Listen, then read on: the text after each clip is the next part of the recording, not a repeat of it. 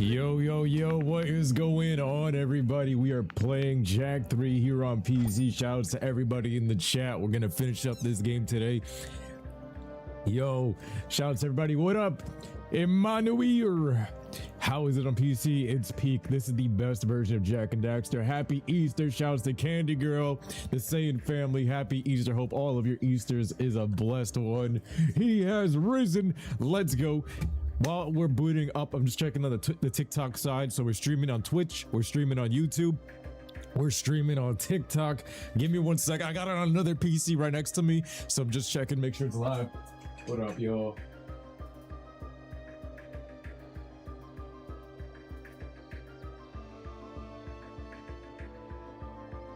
Yeah.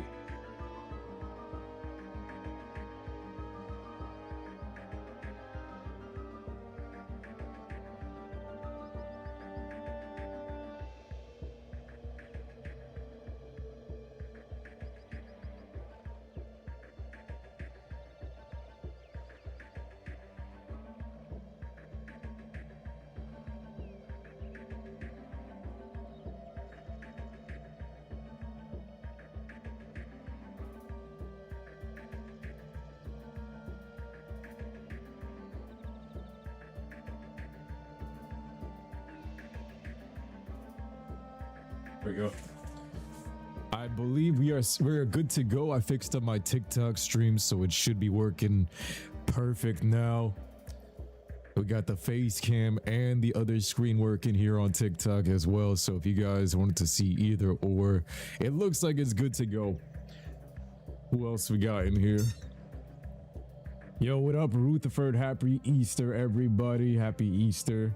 You just eat Easter lunch. You're full fat, sleepy from it. It's that type of day. Plus, it's a rainy day, which is the perfect day for playing video games. Gaming weather.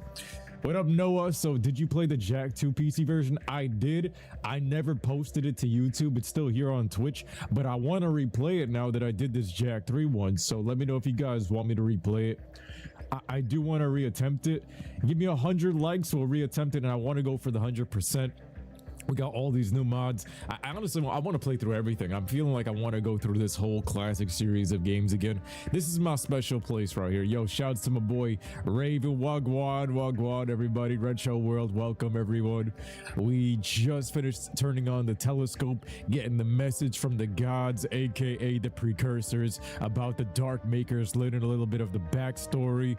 If y'all didn't know, basically, if we try to simplify the storyline a bit, they were gods, like in Dragon Ball Z. You know how they have gods of destructions, gods of creations and stuff like that, the Supreme Kai, Whis, all these people. That's basically what we're dealing with right here. The precursors, the ones in the center of the planet, the Atzos, are the good ones, and then the other ones, the Dark Makers, are like the dark version of them, and they became the destruction half. So the seed of destruction. Yo, Wagwan, Captain Krypton! Oh, Superman dive, Superman punch! Let's go.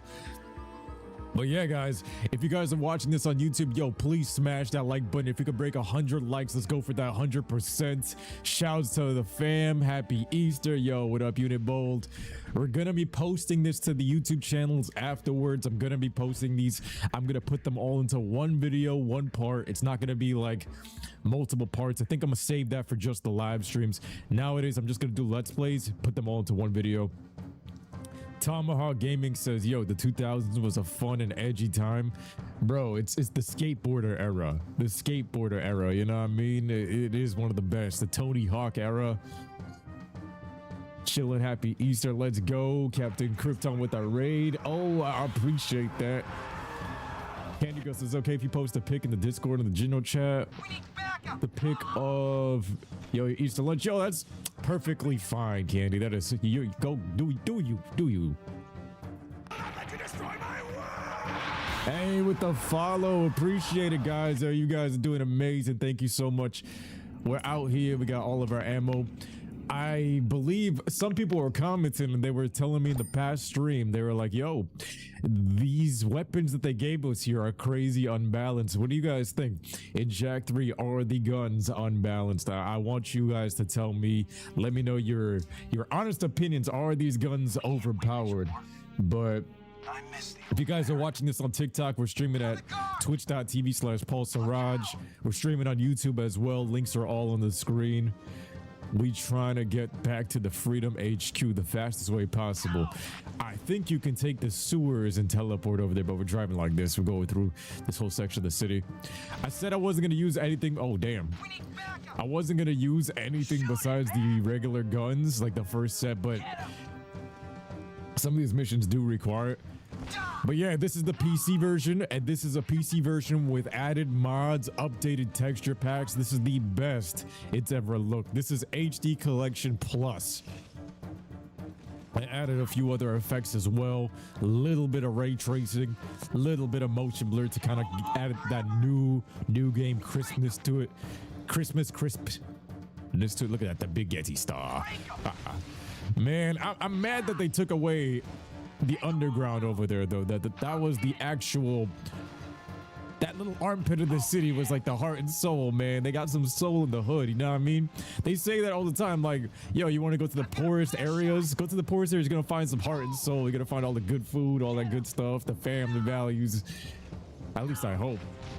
Depends on the area too, because then you got the other side. Then you got the gang warfare like this. Shouts to your boy. Yo, what up, Oblivion? All good. You got the Taco Bell. You here. Climax is your favorite Dragon Ball character of all time. Is Cooler? Oh, he just the coolest. Yo, Cooler is one of the greatest. They need to make him canon. He's got more backstory than a lot of these new characters, bro, that can fit properly. But look at this. So we got rid of the palace for this. What do you guys think? A new modern part of the city. This could have easily been some Jag 2 DLC, by the way. They could probably port this into the Jag 2 map. Yo, Sora, Wagwan. I gotta play some Kingdom Hearts. If we get 200 likes in this, I'm gonna play some Kingdom Hearts. He has risen. They gotta make him canon like they did with Broly. Yup. Let's get up here. Cooler gotta be the next one in line. 100%. 100%. Word to my mother. One moment here. We're going up the elevator. Find the top of the and if you guys didn't notice, we're playing with the Jag 2 skin, and since we restarted, it's actually kind of funny how there's no text and stuff happening now. We got a big one this time, Jack. That decoder you found helped us decipher the gate key for the main KG war factory. We can get inside now, and we need our best people on the raid. Oh, gee. I wonder who that might be. There is a good chance that factory is doing more than just making death bots. I want to know who's behind it all. How are so many death bots being made? Where are they getting the supplies and the eco? Something about this doesn't seem right. Yeah, right into the hornet's nest. This is gonna be fun. Yeah, remind me when to laugh. Right into the hornet's nest. The best guy, right? You're gonna send the best guy into Ashland? Wait, what? The dark eco in me just kind of slipped out. Yo, what up, Icy Girl? Happy Easter. Yo, happy Easter to everybody. Stay blessed. May more love, light, and blessings enter your lives. Let's go. Vibe with his final form looking like the Shredder. You talking about Cooler, right? Yo, that Shredder form is just peak. That's what Black Frieza should have been. I think Black Frieza should have been a combination of that form and the black aesthetic. Like the mask, the Assassin's mask, the Shredder thing. Oh man. Yo, Super Xavier says he hopes to see the Jag 2 model in the cutscenes. I would prefer to see the Jag 2 model in most of these Jag 3 cutscenes. That would be amazing, but it seems as though it's not real time clearly now, because if I guess because it's this one, they might be able to mod it. What do you guys think? You think it's possible? And here we got like a Hellcat cruiser parked out back. This used to be the Jag 3 intro.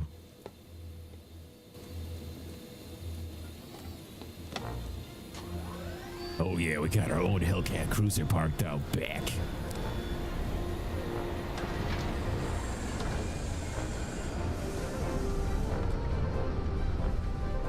The best thing Black Frieza did was spawn the N-word pass, the Hennessy, the Timberlands.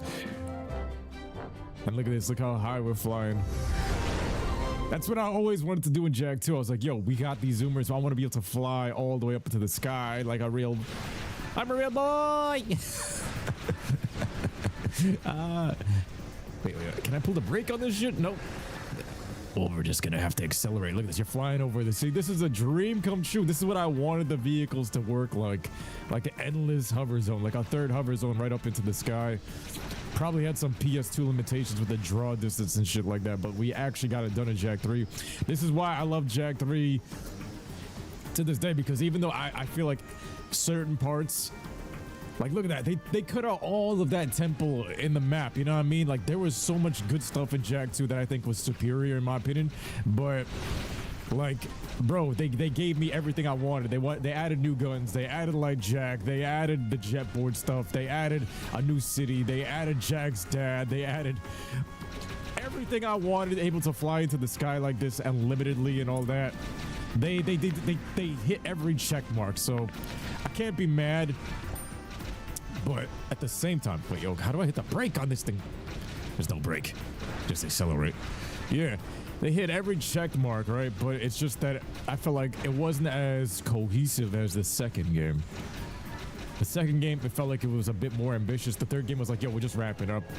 Not just wrapping up, but we're crunched for time and we gotta reuse assets.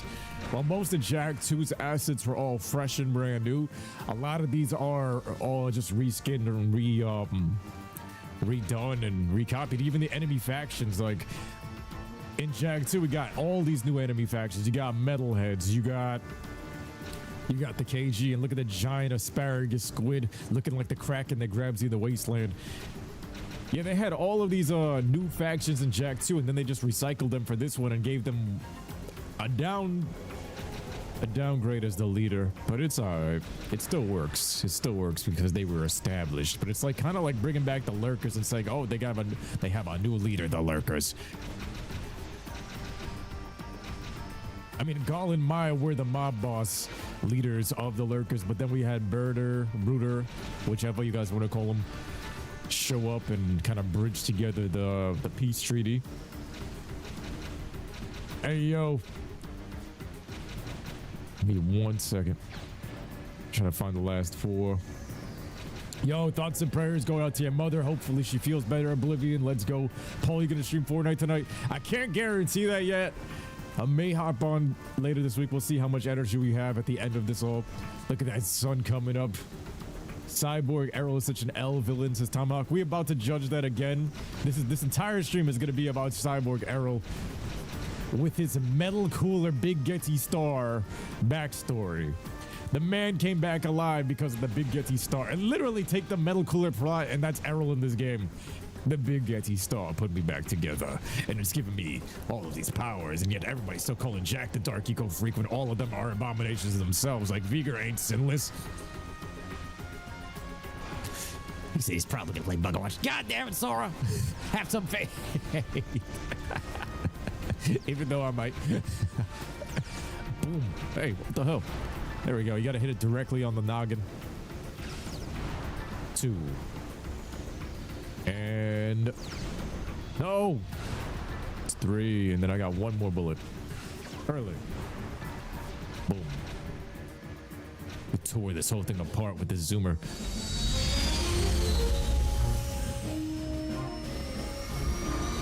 The war theme.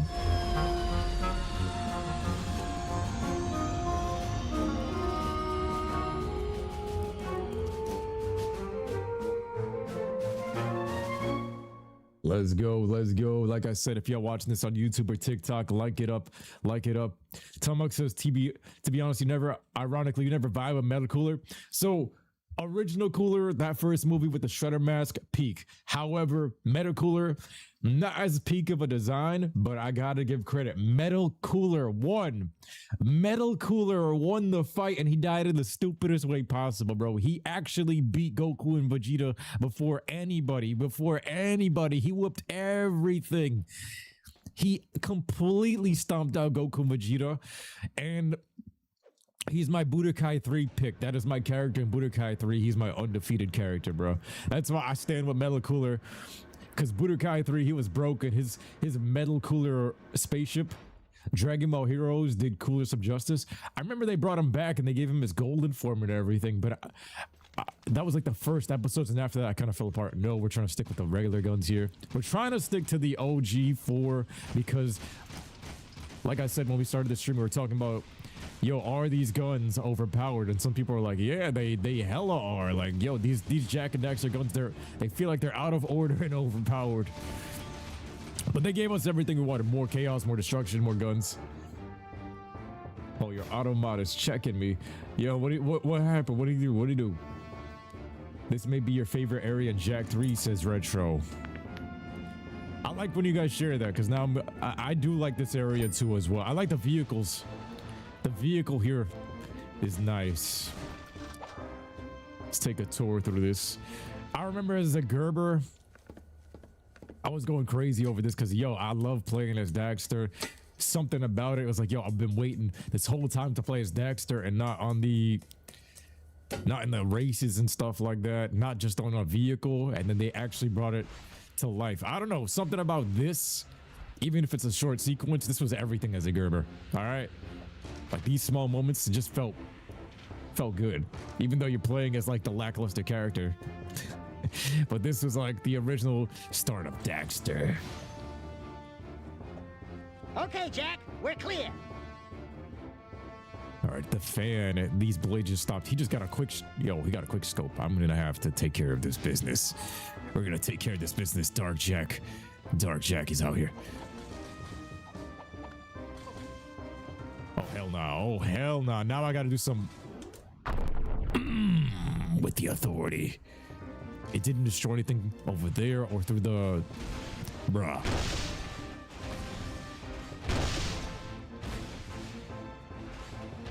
Is that unlimited? I wasted up all my ammo there. This man says you're turning 23 next week. No way, Noobie the Booby turning 23 next week. Damn, bro, you're getting old. Took a shot at Patron with the Easter dinner. Hey, the patron, tapatio, Don Pablo, the patron. Don Pablo loves taco flavored kisses. Daxter on PSP was your childhood. Yeah, that was my first PSP game, and like, you're giving me some memories right here. You know what? You're making me want to do a marathon of the Jak games. Y'all making me want to do a marathon of the Jak games. This is the best thing to play during rainy weather.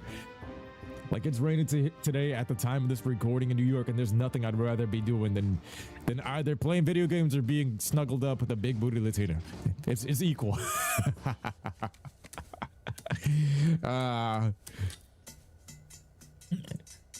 Jak Ultra Instinct, Jak Ultra Ego, and Ultra Instinct. LV says you just bought this game recently for the PS2. Let's go. It's a classic. Still a classic. I say 8 out of 10 games. Still one of the greatest games of all time. For me, I honestly, it goes Jak 2, then Jak 1, then Jak 3. But they're all still out. They're right up there. Like, the lowest one out of all of them is an 8 out of 10. It doesn't get lower than an 8, which is a solid game. Especially in nowadays when everything's AI slapped. Like, look at this. This is such a fantastic map. Can't even break that with my tail. Look at that. Got to do that hot stuff. Yo, KGM, what up, KGM? Your first PSP game was Sonic Rivals, says Oblivion. You're still looking for Jak 2? Sidekick. Let's move. I found him. It's Jak 2 and Jak 3. Let's go. Let's go. Yeah, you guys are naming all these PSP games and like... Rip. Yo, you guys are making me not only miss and marathon these games, but like, I'm trying to like keep it into perspective. Like, the Jak 2 and Jak 3, even Jak 1, all the Jak games were like birthday presents / Christmas presents. Jak 1 was a birthday present. Jak 2 and 3 Christmas presents. Daxter for the PSP was a birthday present as well. And I remember it's like, I remember either one would come from like my mom or my father, and then when I play these games, you guys kind of remind me that I put those things into perspective. It's like, damn, when you get older, you're like, damn, imagine buying your kid a game like this, like spending $200 for a PSP and then another 50 to 60 or whatever for the PSP game. It makes me just value everything from back then, especially the physical copies of these games, much more. Like, I appreciate my parents' sacrifice much more, especially for this time and era when these games was coming out all the time. Like, it makes me super grateful that I got to live this life, and like, the fact that my parents went out of their way to kind of bring this into my life. Like, they bought the PlayStation 2, they give you the games, they buy you the Christmas present, they wrap up the Christmas present, they play Santa for you, you know what I mean? It's like, I honestly start looking back at these memories now that I've gotten older, and I appreciate those memories more so than the actual game. The game is good, but I'm starting to appreciate like those minor details that aren't really minor. That's actually what life is. It's like, yo, the giving aspect of how my parents granted me this, you know what I mean? It's just a gift of life. Jack X Combat Racing. There may be a Jack X Combat Racing OpenGoal port coming soon. It looks like they got space in that launcher. If they do, I'm definitely gonna cover it, because you know I love Jack X Combat Racing, and we got to get that multiplayer going. Where's the switch for this? Oh, it's turning it off. I'm trying to use the default guns, but they tempted me here. God mode with the SS3 here. Y'all already know. I got my Tommy gun. I'm gonna shoot him behind there. Yeah, this thing's like a limited spawn. Get me out of here. Wagwan, Ronan Reeb. Ronan Reeb. Look at these metalheads are now KG bots, bruh. Okay, the metalheads are KG bots, and this decides to start moving. So as long as we don't talk about Lost Frontier, oh man, Lost Frontier is something else. Who actually likes Lost Frontier? Let me know. I know there's a few. There is a few. Noah says you got all 3 Jack games on the same Christmas morning with your PS2 in like 2006. The man got the whole HD collection on the PS2. But did you play them in order, or did you jump straight to Jack 3? Like me as a Gerber, I realized, bro, playing them, I got Ratchet & Clank 2 before Ratchet & Clank 1, and I remember there was other games too that I think kind of taught me that lesson. It's like, yo, I can never play the sequel before the first games, because they added all the quality of life updates, and then the game don't play right if you skip it. That's why for me, Ratchet & Clank 1 felt kind of tainted, because I played Going Commando and had all the level ups, the better voice acting, everything in that. Going Commando is still one of the greatest games of all time. Just saying.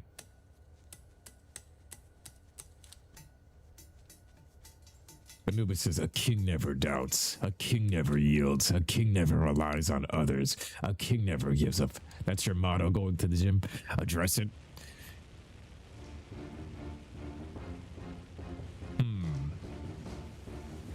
That sounds like the Vegeta mentality. This man sounds like that King Vegeta mentality.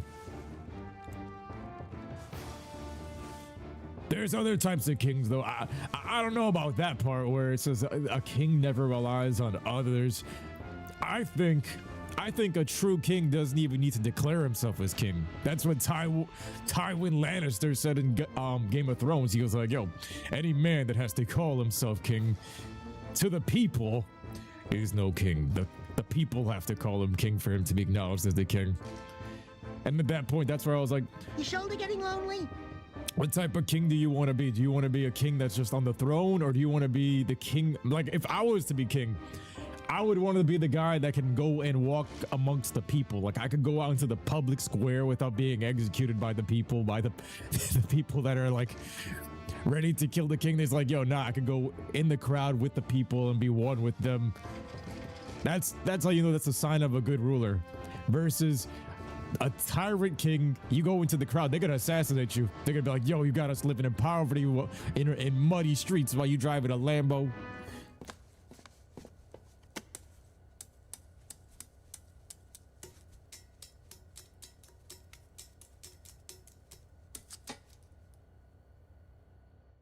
Just one Jack and Daxter game, so Lost Frontier won't be the last. Ronan says, man, I love this level. It gives you such an epic view of the city, Haven Forest, and the wasteland. Yo, the views is nice. Yo, shouts to my boy Joker. Welcome, King. Red Show World says, I thought Lost Frontier was decent when I was a kid, but I don't remember much. I agree with that because I remember when I loaded it up, it was trying so hard to give me the nostalgia from like Daxter, like even loading up the UMD and just seeing the save files and stuff like that. It looks similar to Jak and Daxter. And then even seeing the cutscene that I had seen with the that guy on the island, that one cutscene we used to see on YouTube that was in development, and then you actually see it fleshed out in Lost Frontier. I was super excited because it's like, yo, it actually came true.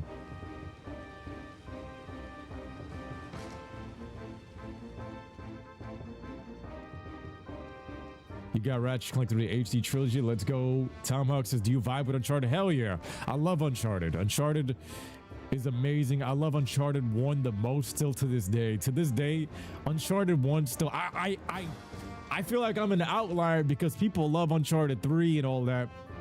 I love Uncharted 1 and 2 the most, but especially Uncharted 1. El Dorado, that hits a special place for me because that's like... The place where my parents are from is in South America, and that's actually where people stay. They say that's where El Dorado is because that country is full of forests and it's full of gold in the forest. They got people going out there and excavating it, and it went from one of the poorest countries now to having all these crazy undiscovered resources like Wakanda. So like El Dorado, I love that movie from DreamWorks as well.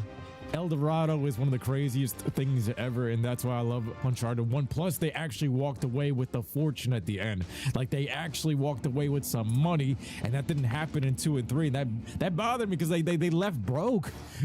They left broke and traumatized in the second and third games. Okay, GM, if you never played Lost Frontier, yo, save yourself. Yeah, true king serves the people. That's what I would say. There are many forms of kings. The true king serves the people, but there are kings that serve themselves, and then they have the title. It really is in history. That's what it is. A true king takes pride in protecting his people. The king I will be is the one that unifies the people around him. But you're still gonna use the race sphere. LeBron calls himself a king. Bro, but at the same time, bro, Joe, is LeBron a king? Because if you go into any Instagram comment right now, if LeBron be getting called king by the fans too, though. LeBron be getting injured, and in the comments on Instagram be like, no, my king, you know, at 41 now he has to carry the Lakers. Luka Doncic is injured. Austin Reeves is out for the first round of the playoffs. No, my king now. He needs to come back and take us to the glory land. Get that ring. I had seen a meme today where somebody was like, yo, I was trying to bag up, it was in quotes, trying to bag up this shouty from church, and she was trying to ask me, yo, what's the chapter that comes before James in the Bible? And he said LeBron. It's Hebrews. What up, Doc? Need any? Daxter's the game had so many good callbacks to the movies at the time too. Like another Conquer's Bad Fur. Yo, Daxter is a game. They hit a lot of the stuff on the head with that port. I mean, well, with that game as well.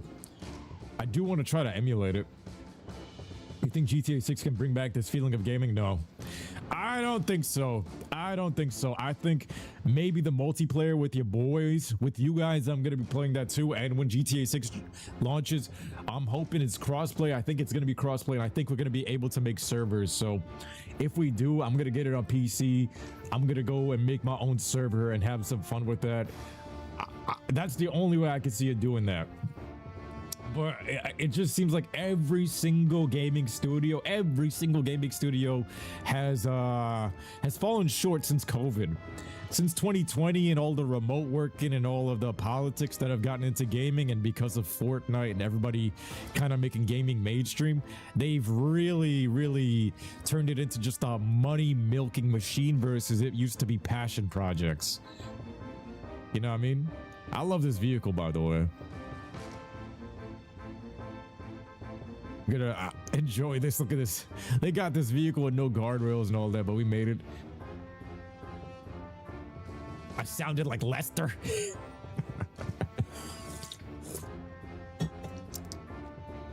Uncharted 1's the only platinum we got out of all the Uncharted. Yo, same. I think that's the only one, or Uncharted 2 included in that.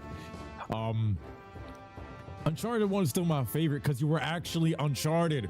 He crash landed into an Uncharted island versus Uncharted 2 and Uncharted 3. This man always had a map. How was it Uncharted if you almost always had a map? Anubis says, I'm the king because I'll make the hard decision to activate the racer in the Pride Parade. Oh my God. The Machiavellian king. The end justifies the means. Let's go. King James, there was no other way, like Light said. The world had to be fixed. It had to be me. It's decent but better than Last of Us 2, I agree. I'm very skeptical GTA 6. I don't know if they're gonna be GTA 5, that bromance story. There may be a moment, and I'm gonna call it now, where GTA 6 will have, at least, they have a chance to make the greatest GTA mission of all time. And this is the only way I see it topping any of the old GTA games, is if they have the collaboration mission, which is you bring back every single main character from all the former GTAs into one final mission. Or if they're brought back and scattered throughout the story, that would work. But if you get Nico Bellic and CJ and then the Michael, Trevor, and Franklin, all of them together with these two new people in Miami, oh my God, then you have the moment to kind of like top anything. If that was the final mission of GTA 6, then you have something. But if it's not, I don't see it. I don't see it being able to surpass it. I think the only way they're going to be able to surpass it is if they have some kind of Avengers level type of thing like that, where everyone unites together. Yeah, Fortnite did ruin the gaming industry. I don't think that's an unpopular take. I agree with that, because every game is trying to be Fortnite, even Call of Duty, and everybody realized, everybody's trying to make Fortnite money. Fortnite themselves are laying off thousands of developers or hundreds of developers I just seen recently, even though they made billions. Gotten bad. Does Uncharted 1 have Donut Drake? Ah, man, we need Donut Drake. Donut Drake is peak. Yeah, everything is battle pass, everything is microtransactions, everything's a live service, and most of these games can't even handle it. Oh my God, oh my God, oh my God, oh my God, oh! All right, let's do this properly. My fault, guys. I like chatting with you guys. I like catching up with you. If you guys are watching this on YouTube, like the video. If you guys are watching this on Twitch, thank you guys for watching. If you guys want to subscribe, go ahead. If you're watching this on TikTok, like it up. If you guys want to chat so I can see it, chat in the YouTube or Twitch sections. I can't really keep a track of the Twitch ones just yet. I mean, the TikTok ones just yet. Oh man, they're hammering away this vehicle. Bang. James with the block. Well. Nubis says, but at the same time, nobody can do it like Fortnite can because of the collabs. And I 100% agree with that. Fortnite simultaneously did something that nobody else can do. But at the same time, because everybody's trying to do copycat stuff, it did ruin it at the same time. Like, nobody else is able to do the collabs that Fortnite's doing. They got Dragon Ball and everything in there. I never thought I would see Itachi versus Goku on Dragon Ball. So Fortnite is valid in that sense. This goddamn vehicle. But for real. Yo, the Mason's in the chat. The Mason, the animal, the carnage. Yo, he says, happy Easter, my brother. Love you, man. Miami win. My girl want to come with us. Man, I want to go. Man, in this economy, I want to go. Let's go with the parties, the cars. This man wants to go and live out GTA 6 before GTA 6. Bro, I really got to figure it out, man. Man. No. What did I miss? Fortnite was free. You're more inclined to spend money because it's free. Yeah, yep. You're falling off of the map here. Skywraith, you finished the game today, but due to some glitch, you missed one orb. Yo, I hate that. That be happening. That happened in my Jak 2 playthrough. They skimp you of one orb or 3 orbs because of a mission, and then You're stuck there forever, and then you got to restart the whole game. When I'll get it. All right, bro. I'll DM you. Man, I'm still job hunting out here. Like, you know how many interviews I went through, and these people, nobody hired.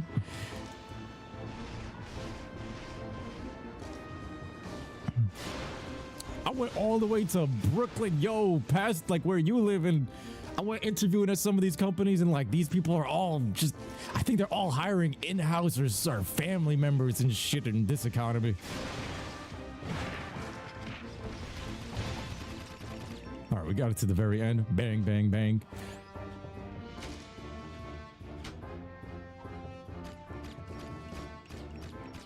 Yeah, America, we got money to go and blow up Iran. Meanwhile, over here, it's crazy. Ronan says, I'm so sad that physical media is dying out. I remember the special of buying a game from the game store and browsing other games in the same shop. And same with buying comic books.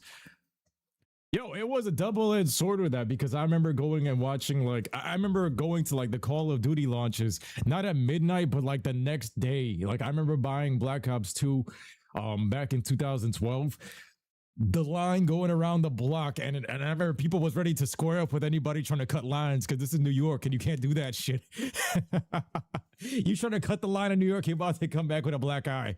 But there was something special about going to those lineups, because you would be like, yo, you'd be going to the McDonald's or you'd be walking home from school and there's a line around the GameStop, and it's like, yo, drop everything you do and everybody's gonna be on this game. You might even see some childhood friends in that line. It's some crazy stuff, or from school or elementary, all that wild stuff. But yo, happy Easter, everybody. Couldn't blame Fortnite because they were chasing a bag, which is real, but then the game started dying because of Abby, and a Swamp Ass. It's a combination of Fortnite, the wokeism, the politics got into gaming, and then COVID. Every single game since 2020 for me, the only game people have been telling me to play is Expedition 33, like my brothers, but every single game, God of War included, every single game after 2020 has had this COVID energy on it, and they've all had some kind of like wokeness on it that just really, they all came subpar. They act like they're hiring, but they're not hiring, and they get a tax write-off. It'd be like that.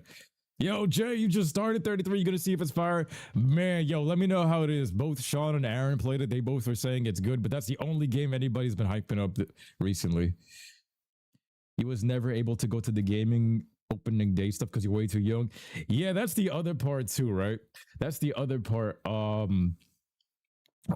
Like being too young to even buy the games. I remember when I was just barely able to buy Call of Duty. That was crazy too, because I was playing World at War since I was like 13, 14, bro. Noah says, not even Elden Ring. Yo, I liked Elden Ring, but I didn't feel like Elden Ring was... I gave Elden Ring an 8 out of 10. My brothers, they love that game, but I felt like Elden Ring for me was an 8 out of 10 because... It's the joining system. I wish it was more like Borderlands when it came to like joining each other, but here we go. It's your boy. It's your boy. Look at this. This is, if you ever seen a boss room, look at this. Tell me this is not an imminent threat. Imminent threat right here.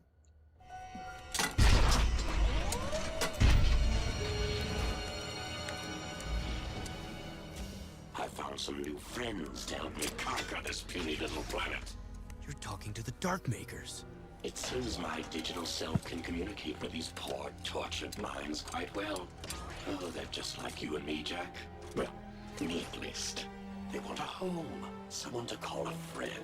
Destruction of all my ego. They volunteered to help me put this puny planet out of its misery. You're in for a big surprise. The Dark Makers don't play nicely with others. Just ask the Metalheads. I've been given the opportunity to wield a power even the precursors cannot control. Don't fret. You won't live to see what I turn this little world into. Maybe a rock, or a floating puddle of slag, or nothing at all. Complete oblivion. So hard to choose. I won't let you do this. I wish they actually threw hands, bro, because they got this metal cooler arrow and he's just hiding up there. I wish he was like, he don't have that boss thing. He still seems like a grunt. He don't seem like a Jiren type of boss. He feels like a grunt. He feel like Topo or something. He don't feel like Giovanni from Team Rocket. He feels like Jesse and James. I'm not gonna lie. Both him and Vega are like Jesse and James. How this man Errol's still alive? Yo, he used the power like Dragon Ball Z of the Big Yeti Star. And he came back as cooler. It literally is Dragon Ball plot in this game, man. Everything in here is like straight out of Dragon Ball Z. He came back like Metal Cooler, and now it's ironic because he used to say Dark Eco Freak all the time, and he's the Dark Eco Freak now. Like, you know what I mean? Calling me the Dark Eco Freak, and now he's like, I want the destruction of Light Eco, and I just shoved that right up his ass. And he's hiding. He didn't want to fight me hand to hand. Yo, Core wanted to fight me hand to hand. Core wanted to fight me hand to hand, and he don't want to fight me hand to hand. Yeah, and he blew up in Jak 2. This is where it got fan fictiony for me. You can play as Jak 2 and Jak 3, yeah, on the PC version. And this is the I love this skin more than the Jak 3 skin. We got the Jak 3 skin inside the cutscenes, but this skin right here.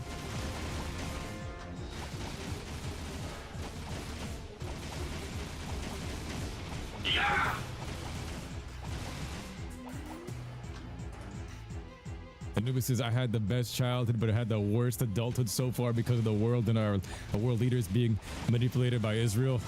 The United States of Israel. Yo, you're not the only one that could say that, bro, because all of us are in this together. Bro, you have no idea. This whole conversation could sway left easily. Man, every single day, our president Netanyahu giving us orders every freaking day. This time, you die! You guys are censored? You guys shouldn't be censored. You guys should be able to say what you want. Assad's not gonna kill you. Payback time!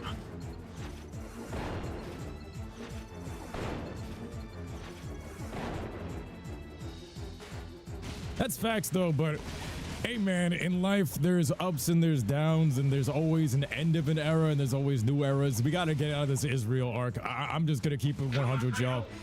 Get us the fuck out of this Israel arc.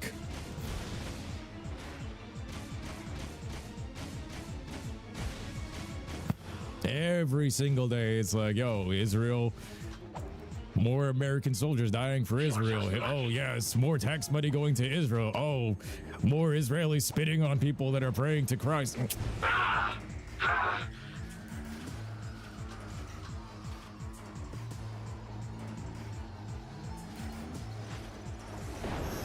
One more shot. How's your reflexes? Yeah, he was blown up.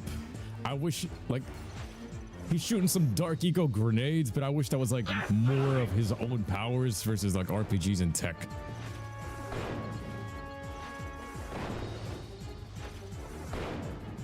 All right, last section. Now he's actually got the Dark Makers in here.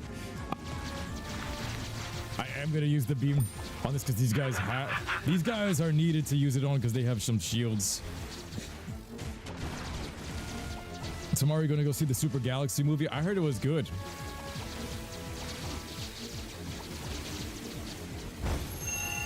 God mode, Ultra Instinct. Too much for you?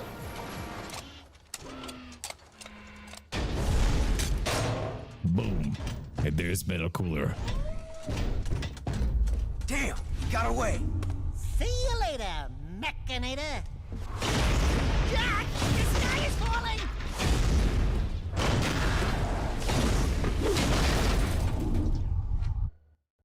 Like, we beat him. We took it to that robot goon and kicked his nuts and bolts.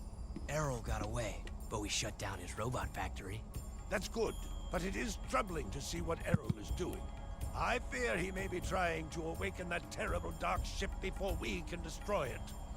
Onan says the precursors and dark makers have fought over worlds for as long as time has turned. It would not be the first time a planet was lost to those monsters. Well, it's not gonna be this planet. We've lasted this long. We've just gotta find a way to destroy that thing. The truth lies at the bottom of the catacombs. That's where I need to go. Yeah, Errol, he ran away so quickly, and after that, he's just been bitched the entire time. Here we got some ancient precursor text. What we got over here? What we got over here? We got Odin just chilling in the background nonchalantly, just meditating on some mumbo jumbo. You got Ashlyn over here giving me some new weapons. God damn. God damn. Let me just read the chat real quick. Yeah, Errol coming back. He got that cooler treatment. He came back like metal cooler. If the Jack and Daxter reboot ever comes out, says Ghost, we need to be a mix of Infamous and GTA. I agree. I think it should have that Infamous combat system. I wish we could mod Infamous right now to have the Dark Jack skin. Like if we had Dark Jack, I think that would be perfect with purple electricity and stuff like that. Charging up off of Dark Eco by holding L2 and just charging up the way Cole does with electricity. That would work. And it's also already kind of mixed with GTA anyway, because this was all inspired by GTA 3. So Dragon Ball Z, Jack and Daxter, and GTA 3 is what fused together to make this. But let's see what else we got here. Bro went from Mr. Steal Your Girl to Metal Cooler Terminator. Yep. Noah says, what about Zelda Tears of the Kingdom? Captain Crypto says Breath of the Wild is better than Tears. I didn't finish Tears of the Kingdom. I finished Breath of the Wild. That was one of my first Nintendo Switch games, and I think that's probably one of the greatest Zelda games of all time. I gave that first one a 9 out of 10. Great experience playing that on the Switch when I had first gotten that back in like 2017 or something like that. And we were playing Tears of the Kingdom a couple years ago. I remember, I think I was playing it, but I only got halfway, but I thought it was cool because everything was voice acted and we were following the memories. I think I did 33% of that game, but then my save file got deleted, and I do want to finish that. But then I remember, I think the Switch 2 had come out and they are also like, yo, I think the Switch 2 added enemies and it was the better version. So I don't really know. I gotta finish that one. But Breath of the Wild was definitely a 9 out of 10 game for me. Bro just says Kira wanted that over Jack. Yeah, that's how you know, yo, these chicks, can you believe that shit? Can you believe she wanted that over Jack? And then she's looking at Jack like he's a freak. That's why Jack wants to get Ashley. He's gonna be like, back shots, back shots, back shots. Anubis says, the moment we attacked Iran, I felt like Goku being trapped and betrayed in the time chamber. Correction. The moment our leader attacked. I swear this man Errol is weird. He would never hop off of Jack. Yo, he was more obsessed with Jack than I think Kira and Ashlyn are. I think Errol low-key wanted to I think low-key Errol wanted to hit. This man was all over him in jail and stuff like that. It was so weird. Yeah, Captain Krypton. Yep. As a kid, says Chris, when you saw these bomb KGBs, you thought they were wearing sombreros. What? They look like they're wearing sombreros now. Anubis, you saw the Mario movie? We shall see. An Enderman would be a good dark maker. Yep, I agree with that, Ghost. D Valerie says, I hope they remake the Jack games. Me too. What up, Rocket Man? Raven says, I don't like how Gaul and Maya was ignored. They should have been dark makers. Yeah, how can they bring back Errol, who crashed into Dark Eco, and bring him back, but they couldn't bring back Gaul and Maya? You know what I mean? Like, that's where it just seemed like it was laziness. So Errol blew up in Dark Eco. Gaul and Maya were sealed in the silos. I think they should have easily taken those two versus Errol, but would have made sense if there was a final boss fight with Gaul and Maya and a real oracle, a Dark Maker's oracle or something like that. It would have been cool if Errol tried to make his own Dark Jack on himself. That's what I would have preferred. I don't like this mechanical metal cooler Errol. He just seems like a bitch. In my opinion, he should have had Dark Jack powers as well, and he should have been like the pawn for Gaul and Maya. Like if Jack is also channeling Dark Eco, we had Dark Eco sages with Gaul and Maya. He should have been the next one. If Errol was around Dark Eco in the jail, he crashed into the Dark Eco. Used to call me the Dark Eco freak. It would have been ironic if he had gotten the powers too. And next thing you know, we're having a Super Saiyan battle where, okay, I could have gotten behind that, where yo, he was a racer, he was still one of the top Crimson Guards, and now he has Dark Eco powers. He's the next dark weapon. That would have worked. I think that would have been like, oh shit, he's the other chosen one. It's almost like you got two avatars. Jack, please help us. Errol is attacking the monk temple. He wants the secrets we have kept concerning the Dark Makers. Please hurry. If he learns what he seeks, it could undo this world. Well, we got Arrow trying to attack the next area. Yeah, they didn't really execute it too proper. I like a lot of the writing is all over the place. You got Kira trying to become the Sage in the Lost Frontier as if they only played the first game, and then they try to bring back Sages in that one. You got Eco everywhere. Having another user being able to use at least one ability out of the Eco would have been nice, you know what I mean? Source is Ashlyn or Blackfire. I'm gonna have to go with Blackfire. I think I'm down bad for Blackfire. Aesthetically, just aesthetically. I mean, isn't she a lying bitch? But still. I'm hit! I remember, I forgot what she did in Teen Titans, but Blackfire had done some shady shit. Look at this war-torn area. Jack's the guy saving the planet on his own. Oh yeah. Open fire! Raven says, let's be clear, Vigor is the main villain of this game. Arrow is here to just fill in for time. See, that's where Jack had said the same thing. It's like, yo, I think it's Arrow, or it could be Vigor. But then Vigor at the end, he turns into a squirrel. So then it's like, yo, they both never felt like the final boss. They both felt like semi-final bosses. Like, you know how Cortex is the final boss in Crash Bandicoot? These guys felt like Tiny and Dingodile. They never had that final boss aura. None of them matched Core, none of them matched Baron. They just felt like underlings. They're not Giovanni from Team Rocket. They're Jesse and James. Do you think OpenGoal will do the Ratchet & Clank trilogy? I feel like if the fan support is there, yeah, I hope they do. I hope they do.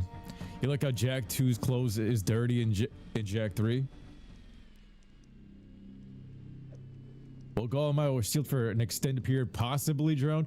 That's what we all assumed. Did they drown, or do you think that they would have absorbed all of that and came back years later? What do you think? Like, maybe they might have gotten some new power or something out of it. That's what I was hoping. That's what I was hoping, that they were just sealed away. Or, you know how in Spider Cave they got Dark Eco crystals? How you sure they didn't pull an Attack on Titan and just crystallize themselves in there? And then somebody like Errol, using the Dark Maker's information, goes and opens the silo with one of these demon llamas. And then you gotta go fight Gaul and Maya, because that's the end of everything right there. I would have liked for them to have been crystallized or something in there, and then Arrow frees them, and then we get everything full circle. That would have been perfect. Inano says, you are Black Jack, bro. He said, yo, you're Black Jack. I'm Jack Black. I'm Black Jack. Light Jack versus Dark Arrow. That would have worked, right? That would have worked. Light Jack versus Dark Arrow, and I was hoping that we would have kept all of the same Dark Jack powers, and that Light Jack, instead of this is the most useless shit ever, because you have to hold circle and like you can't do anything else besides shield and tank. This is useless. They should have given me, instead of giant or even the Dark Eco Blast, they should have just given me Light Eco Blast instead of the Dark Eco Blast. That would have worked better. Give me an offensive move. The shield was whack. Should have left Giant Dark Jack and given me the blast attack with the Light Eco.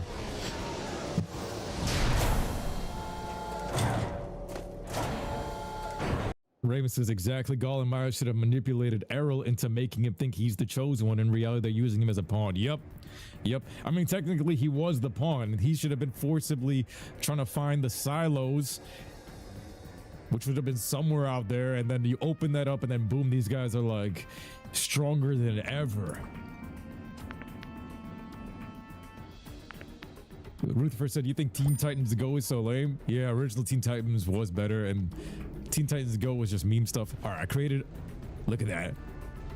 Ooh, we sent his ass flying. We took away gravity, and he's got it back. Blackfire tried to make Starfire marry another alien racist king to save her planet, but it's all a ploy to get money from them and slave her sister permanently. Oh, I remember she did so. That's that shit. Yo, she trying to prostitute her sister. Hey, yo. Damn, Blackfire.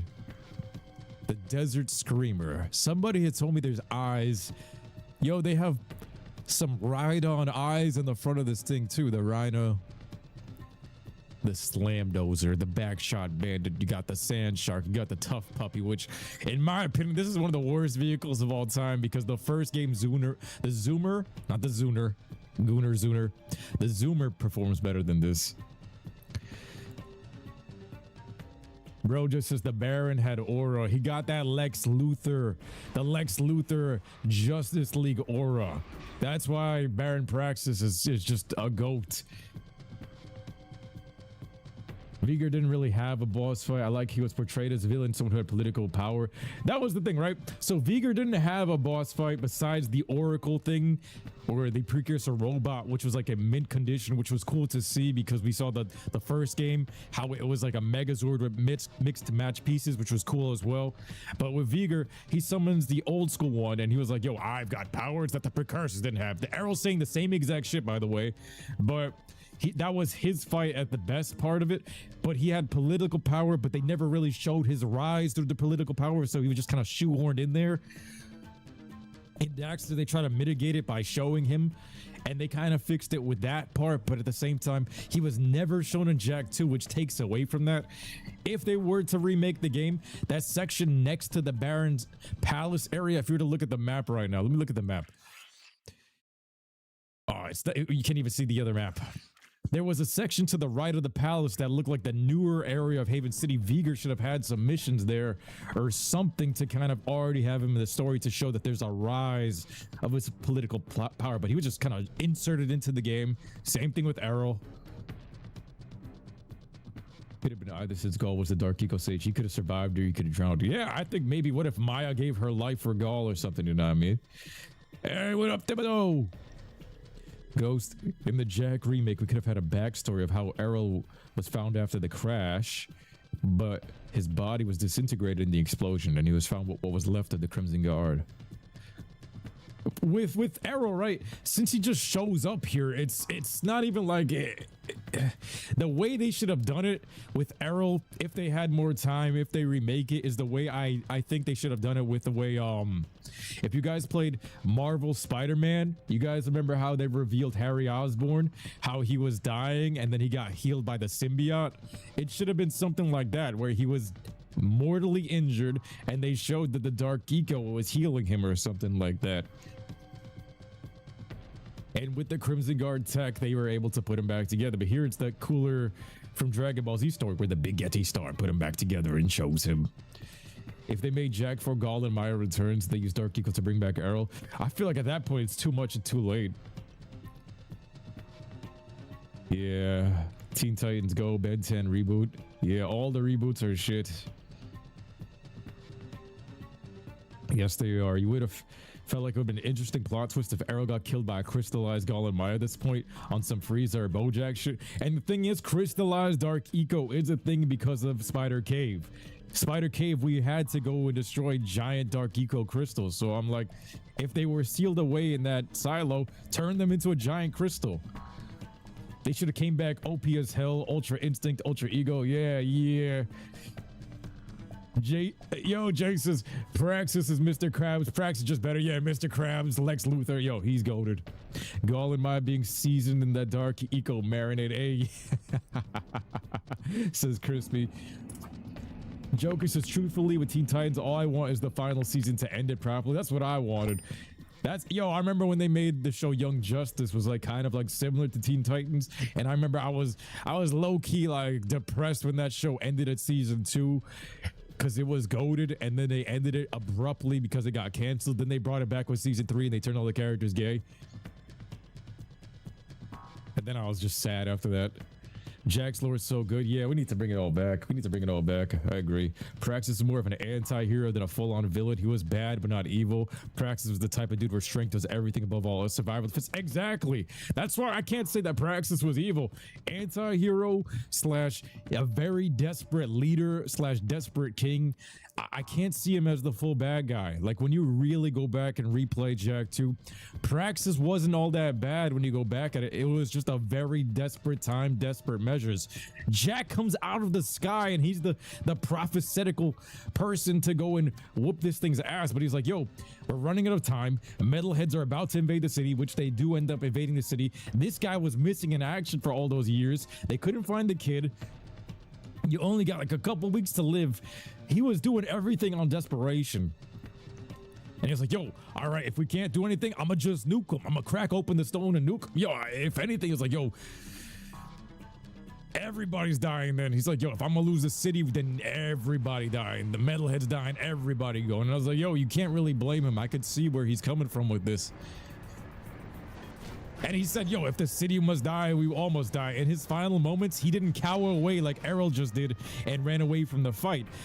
Baron Praxis tried to go and run up to Core with his sword. He said, yo, I'm gonna go and square up with him. And he died in one shot, but yo, he went out like a man.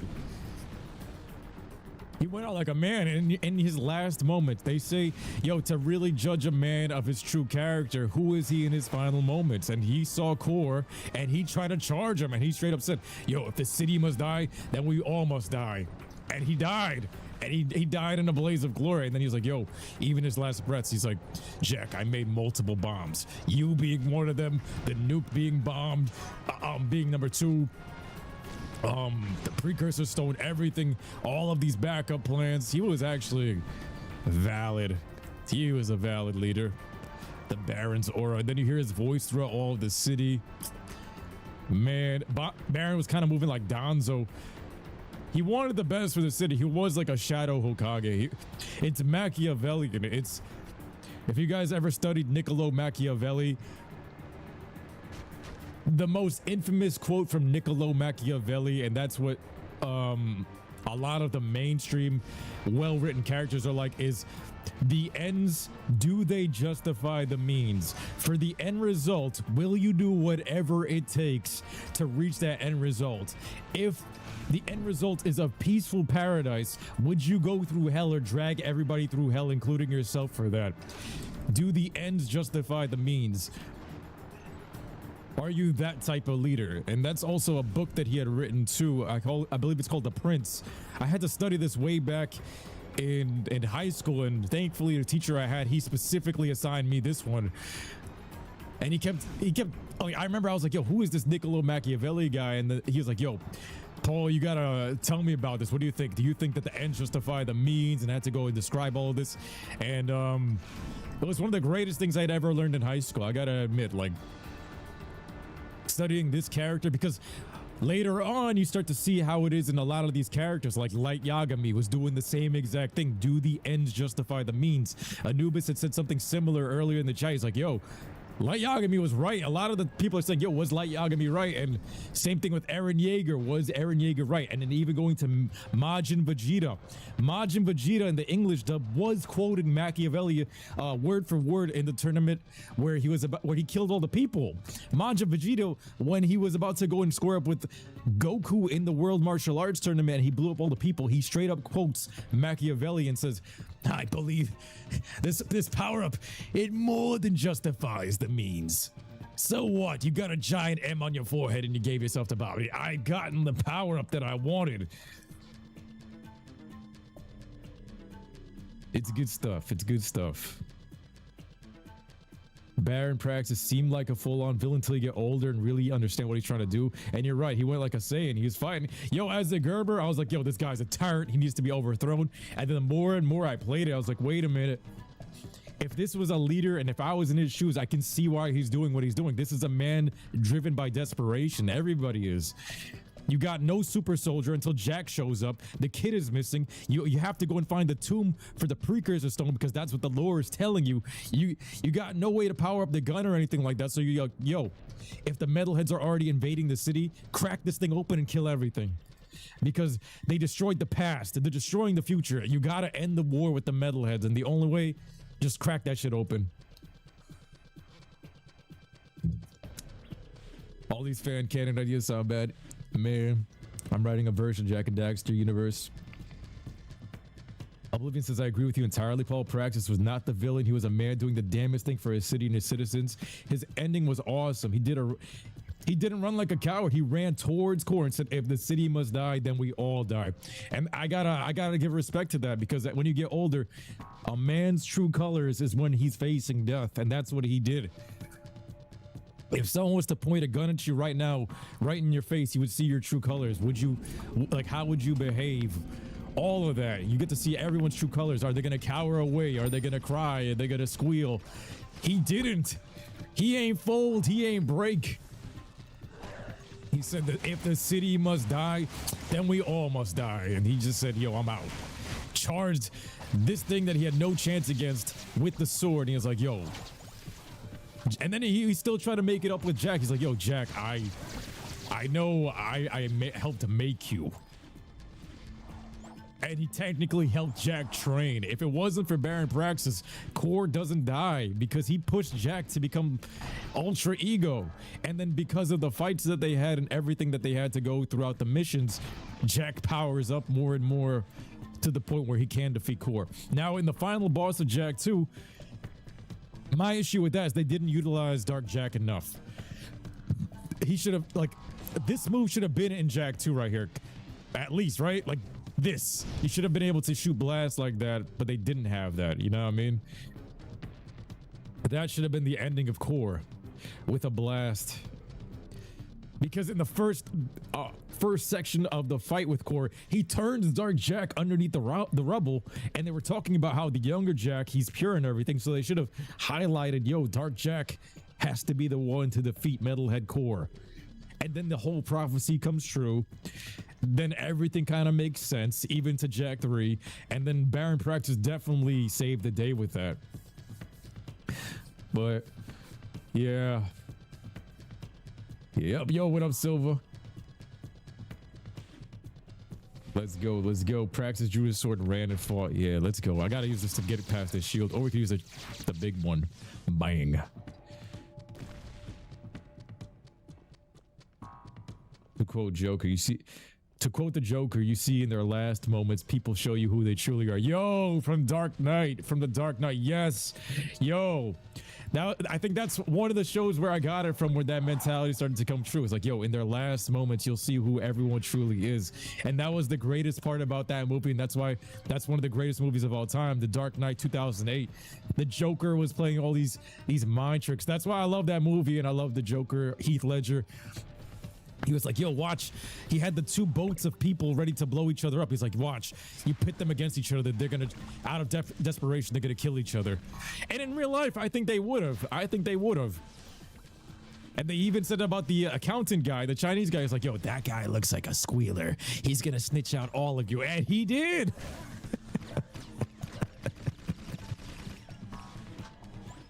The Joker, yo, man. It's so good. Watch this. Ha! I got my Dark Eagle Blast. Ha! Break that shit open. Yo, Jack 2's Jack is way better than Jack 3's Jack. I'm telling you. Look at this. I mean, the aesthetic. He looks way more menacing like this, bro. Can I go invisible? Nope. I want to see the fan mods with this. So we have this door right here. I just ripped it open. We're gonna go over here, recharge off of that. Third orb. Heals. Ah. And yeah, Jack 2's Dark Jack should have controlled like this one, where you can turn it on and off and not use up the entire thing.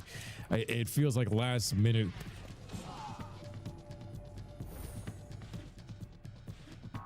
It always disappears. Raven says Praxis had aura. He felt human despite the monstrous things he had to do. Now we come to Errol and he's crazy now. He's a cyborg. Like, okay, right? Joker says it's the reason Heath Ledger's Joker is the GOAT. It's the psychological games and it's the realism of it. I love it.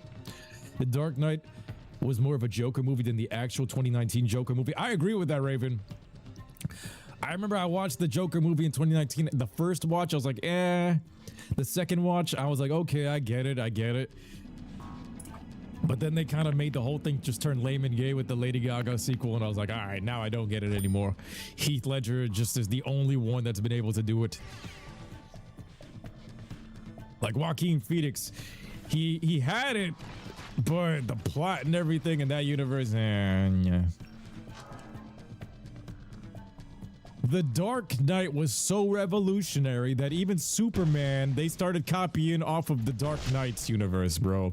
Like even Man of Steel, they copied the tone. They removed the colors and try to keep everything that dark, gritty tone because they saw how good Batman was being done. And Zack Snyder was like, yo, we're gonna just copy Christopher Nolan's artistic direction. They try to make everything dark and gritty. And that's how the entire Justice League DC universe kind of went in that direction because they didn't know which other way to go. But that's how revolutionary it was. And I remember Batman by himself, especially Dark Knight, was holding it down, bro, without the Justice League, without any collabs.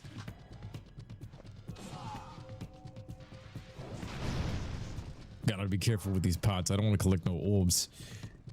This is an orbless run. The only good part out of 2019 Joker film says Joker was watching De Niro getting his head blown off. That part, and then like the scene with him riding outside of the police vehicle. Yo, I agree with that. That's where it felt like it got real. The rest of it was kind of wonky.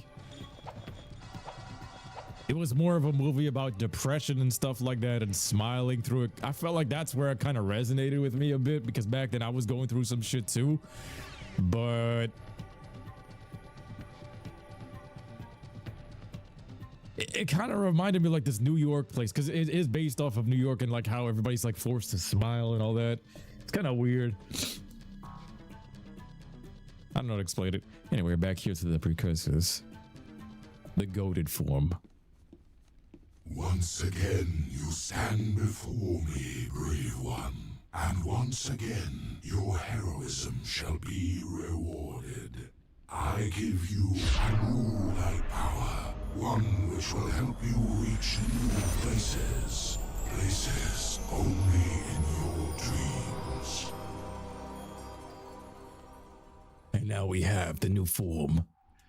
Look at that with the Super Saiyan 3 hair. He's looking majestic as ever. It's Jack 2 Light Jack. Light Jack flight. Yo, this is still one of the greatest forms, and I gotta give them credit for this. The wings and everything. This is Jack at his peak in his godliness. This is Mar. You can't tell me this ain't Mar right here. Look at that. These wings were some of the coolest things ever. And I remember in Jack 2, this is what I pictured him looking like if he ever mastered Light Eco. And I remember as a Gerber, like I said, I thought hero mode was gonna be this. When I got hero mode at the end of Jack 2 with 200 orbs, I thought this is what I was gonna unlock. But I didn't get it till Jack 3, and I was like, yo, I paid good money for this. But yeah, bro. This form always looked goated. Always, always, always. Yo, smash that like button if you guys think this looks amazing, whether you're on TikTok, whether you're on YouTube. I appreciate all of you. Let's go. This form is just too goated. Which way are we going? Over there? If I'm not mistaken, there's a path over here too for a whole room full of orbs. Look at this. So if you time it, you get maximum flight. You can do basically a glide. What's up here? Was this the right path? Oh, this was the right path. Hold up, hold up. Daxter's out here praying. Yeah, look at him.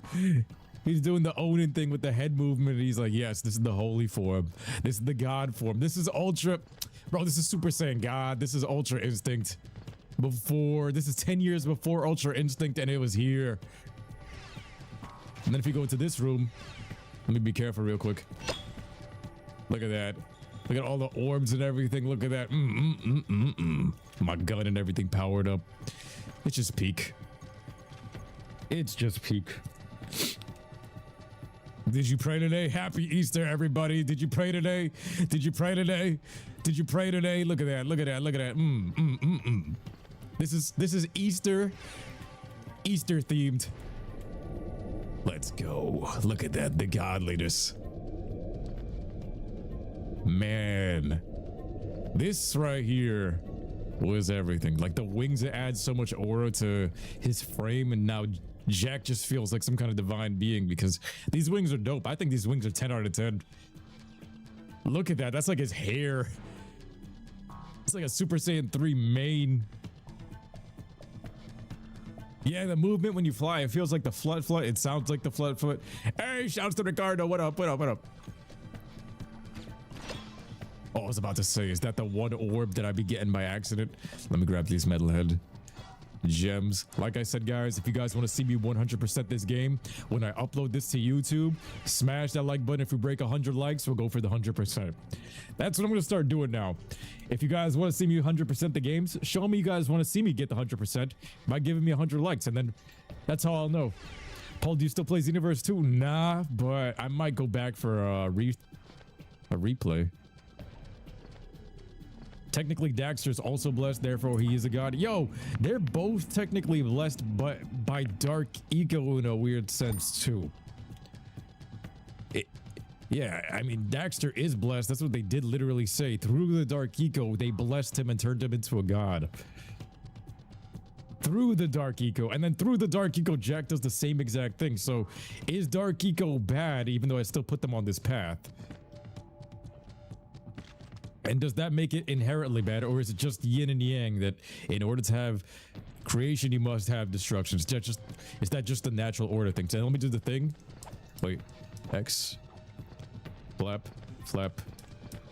Let me see if I can do it. Let me do it.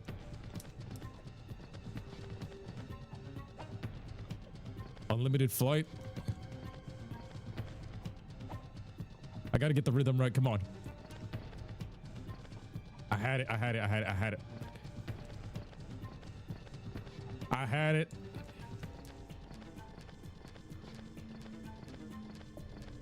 Now he's Demon Jack. Demon Jack.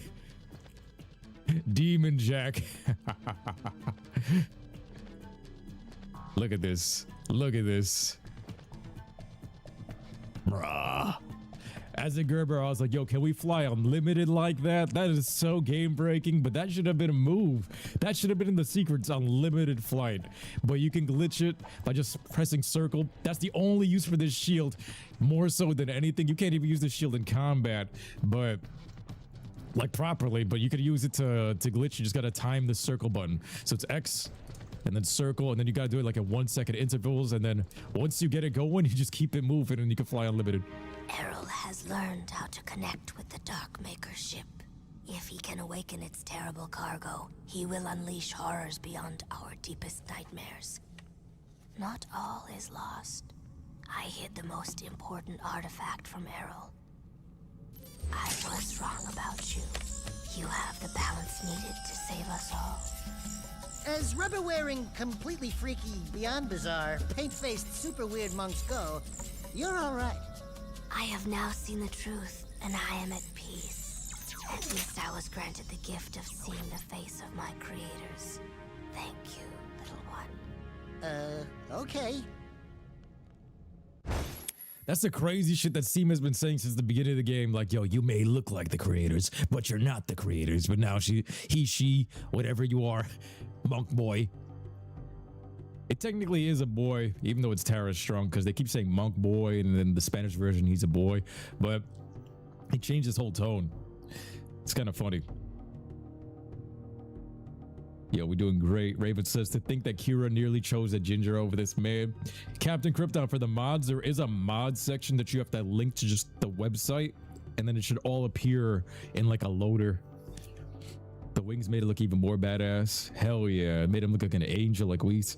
Lego Beer says, why am I marketable? Man, is Seema female? Nowadays, this would be like this is why I'd be afraid of the remake as well, because Asim would technically be the one and only, like, this would be the tranny character. This would be the tranny representation, because monk boy, but it's a Tara Strong voice, and yes, girls can voice guy characters, and I think that the voice here for Seem is great, but you got to make it less ambiguous, otherwise he just seems like he's down the middle. I could never tell. Would still smash his bro. Come on, man. It's a boy. It's a boy. He's a monk boy. Kind of like how people were trying to figure out, was Frieza a boy or a girl with the old lady voice? But the OG Frieza voice. I remember even when we were kids, we were like, yo, is it a boy or a girl? Even other people that didn't watch Dragon Ball Z used to say it. Sparga City. The scope's picking up major movement out over the water. It's not a storm. It's something else. My guess is it's connected to those dark satellites we've seen. You're the best gunner we've got, Jack. This is your chance to repay your life debt. Get back here as soon as you... As soon as I can. So I drowned the vehicle and then we're back here. I teleported back there, but he's like, yo, you're the best we got. Both in Haven and here, and then you're saying that I owe you guys something. Like, come on, bro. Y'all talk all that shit. Y'all talk all that shit till you need me. Scene pulled a Mulan, but as a monk. Low key, low key.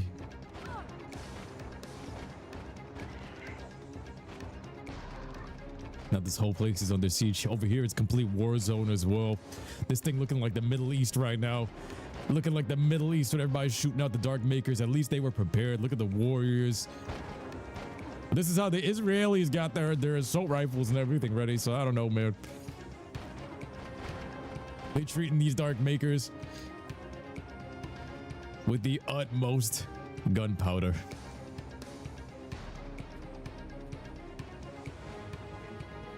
Yeah, the whole place is flooded and it's war zones everywhere. See, this place calms down after the battle, but in Haven City, it never calms down, and that bothers me. God is here.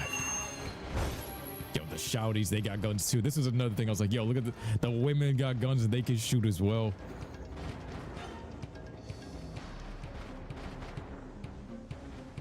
Isn't that how life works? They never see you till they need you. Yo, facts. Straight facts. Until they need you, until something's broken, give me the turret. This old school, ancient 2,000 year ago promised turret. Look at that, that crash landing. Fire! Fire! This is what you have defending the city, this old piece of shit. Missiles, Jack. Okay.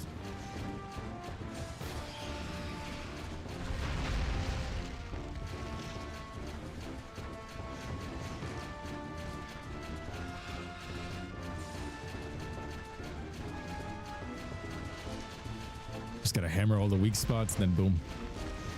Incoming missiles.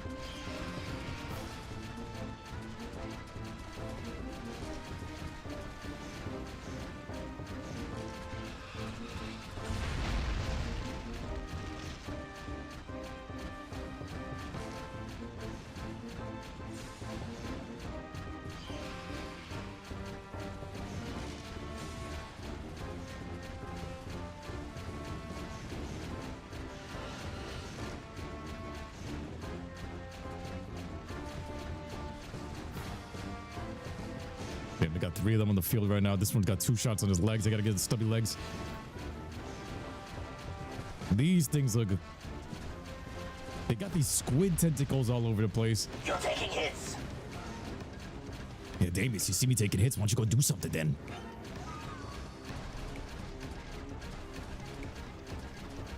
Was it 3 hits? 1, 2. I'm gonna take a couple hits. Screw it. I gotta get rid of these guys. 1. There you go. You can't shoot any more of these balls at me if you don't got no legs. Hammer in the weak spot. Just take the hits. This one crash landed over here. You can't even hold the button. You gotta manually trigger this. They needed to add more of these cannons, or at least a modern one, you know what I mean? They couldn't get something modern out of Haven City. You sent Sig to go spy on everything except for the technology. You got me using this turret that was promised 3,000 years ago. This shit's some Stone Age type of shit. Did we not have stronger turrets in Jack 1? I feel like some yellow eco vent would have done better than this.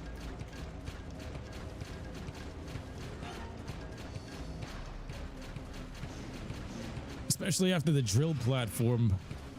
You couldn't give me that dreaded drill platform vehicle. That one was way better. Like, this is a downgrade compared to that, but it's all right. Now we're in the city. Oh, they're in the city. They're stomping on people now. This was kind of scary to see. I was like, yo, damn, they got these giant Godzilla things in scale with the buildings right here. Look at all that debris falling on the people. My people.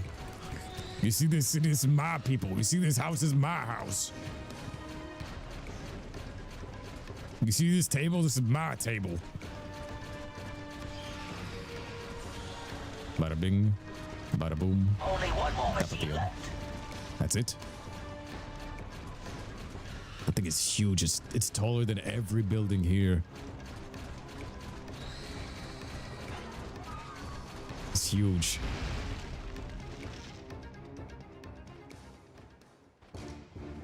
Yeah, the Dark Makers look strong, but they're paper thin. Alright, I'm still in the vehicle. Get me out. I was about to say. You did it, Jack. This victory is a sign of possibility.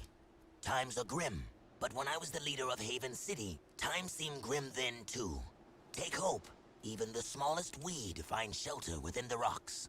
Wait, you were once the leader of Haven City? I came to the throne during the middle of the Metalhead Wars.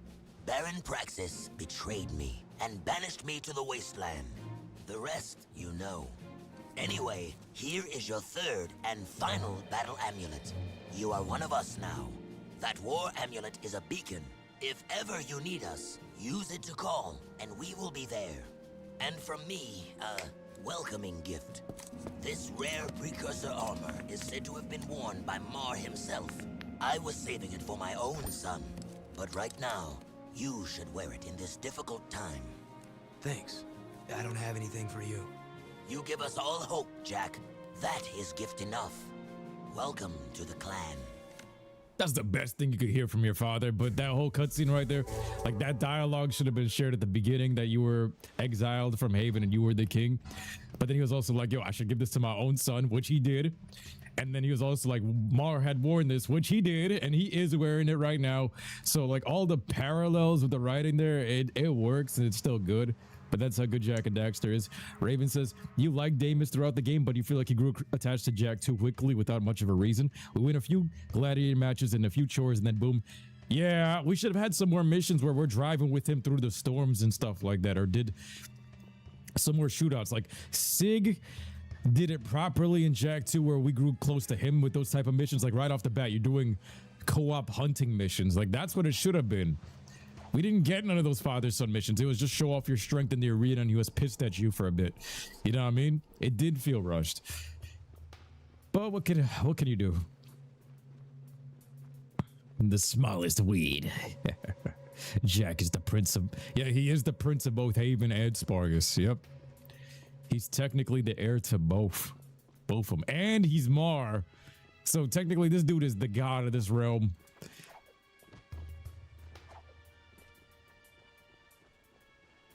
Yeah. Jack's now a wastelander. Yeah, Damus. I wonder if Jack looks like a male version of his mother. That was the other part too. As a Gerber, I was like, yo, Damus ain't got no yellow hair. So the hair probably comes from the mom. That mane probably comes from his mom. So doesn't that mean his mom gonna have a similar aesthetic with some long mane? Because Damus clearly got some receding going on. And he got purple eyes while the Jack got blue eyes or something like that. Yeah. Jack got blue eyes while Damus got purple eyes and some spikes and a different haircut. Jack might definitely look like his mom. You like how Kruger is bitched around this whole game? Yup. Leva just begs who the mom really is. That's what I would have written into the story, right? If she's in Crass City or something, or showed us more of Jack's lore. That was the last piece that was missing. Because in Jack 1 and 2, we're like, yo, who's the father? Is it Samos? Is it the uncle? Then you get to learn more. Then you get to learn more and the father-son stuff here. And the parallels. Look at that guy. That Marauder just chilling. And that's another thing that I think was missing from this game. This is the other faction, the Marauders, right? You got the Crimson Guard, you got the Metalheads, and now you have the Marauders.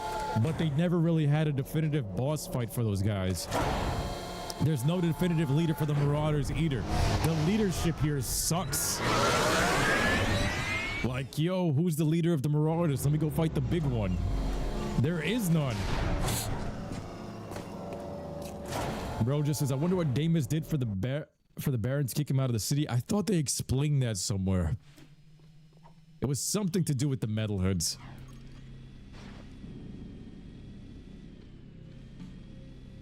Something. And then with all that chaos, remember, Jack was the son of Damus, and he was looking for him throughout all of Jak 2. I bagged me 10 metalheads Gonna take the Jak 2 skin since you got all the armor off. I actually don't want to. I'm in love with this Jak 2 skin all the way.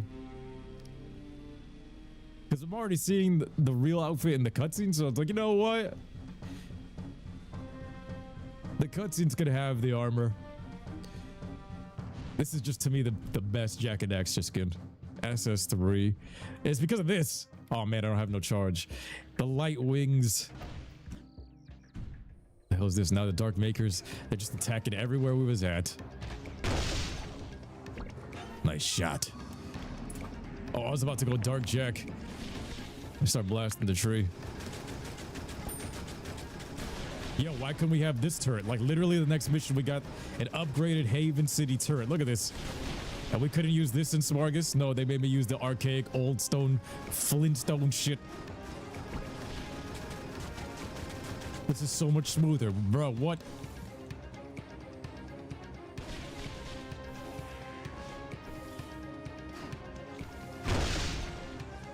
Get out of here. We got 6. 1.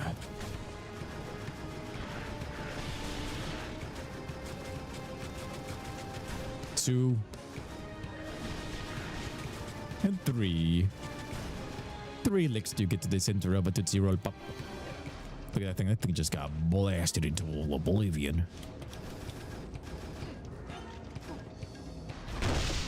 Yo, he just kept peppering me. You know what really grinds my gears? The rage bait. The rage bait.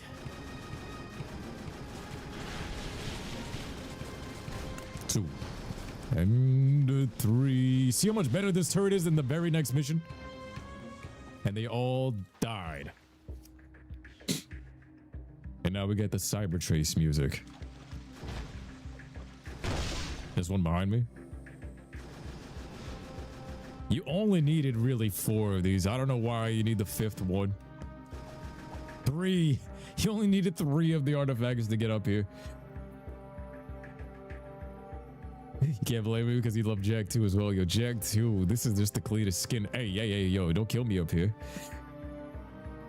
Who is the leader of the Dark Makers? So the leader of the Dark Makers, it's very ambiguous. The leadership in this game is just trash. I gotta say, it's really just ambiguous because the way they explain it is that it's as if, okay, if the precursor Atsuls are the gods and they're connected to the light eco, there's an evil version of them. I don't know if it's Dark Atsuls or whatever, but they were tainted. So the original creators, they were originally good Atsuls or precursors, and then they became evil either through Dark Eco or they have their own human flaws and they decided to go to the rogue side.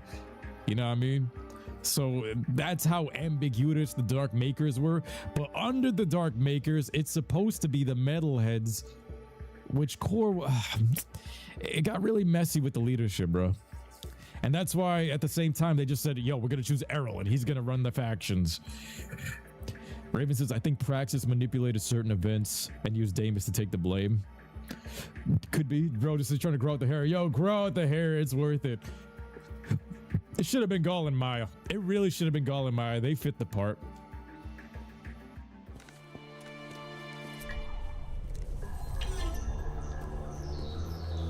Wonderful, Jak. I knew that machine was special.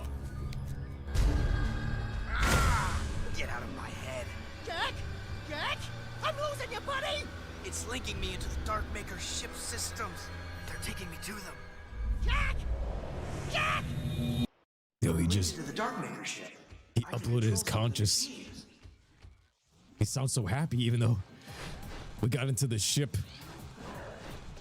We got into the ship with that time map, which is another recycled Jack 2 artifact. The man said, yo, we got the time map. Somehow Seam got the time map. Didn't make no sense. Recycled again. And then, yeah, it should have been Gaul and Maya because technically they were literally dark makers, especially you see it in the final boss fight. They were shooting stuff into the dark eco and creating dark monsters everywhere. They were creating lurkers and everything. They're technically dark makers themselves. Dark makers sages. And in the first game, they were like, yo, you have to go to Gaul for him to change you back. And he could have probably, maybe, what if he changed Daxter back? Because this man was trying to study light eco. He was on the pathway of all of this shit. You know what I mean? Well, that didn't work. I just had to punch it. You think the precursor could take any form? They just choose the form of Otzels? So many things left ambiguous. Because they got the Holy Spirit form, which is what they were using in Jack 2's ending. And then even in the mini part of this game where they gave me the shield and then they kind of just threw that all away. They were talking through the oracles.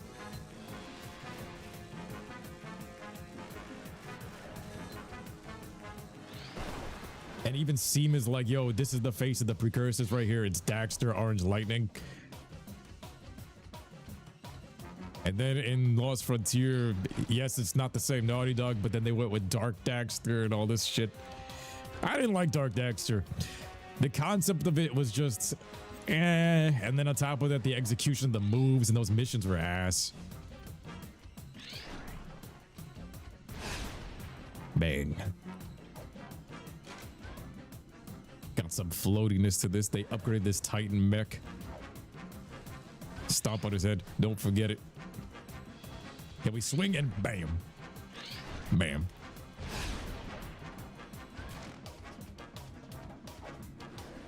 This thing's a little bit more floaty than the second game. Mufasa?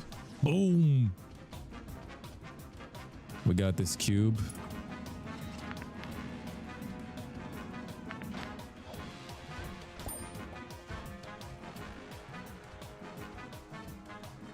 R1 to place held objects.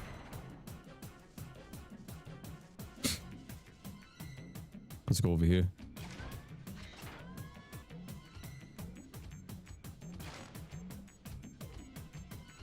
Yeah. So the way they made it so convoluted where it was like, okay, so are the Otzels the gods?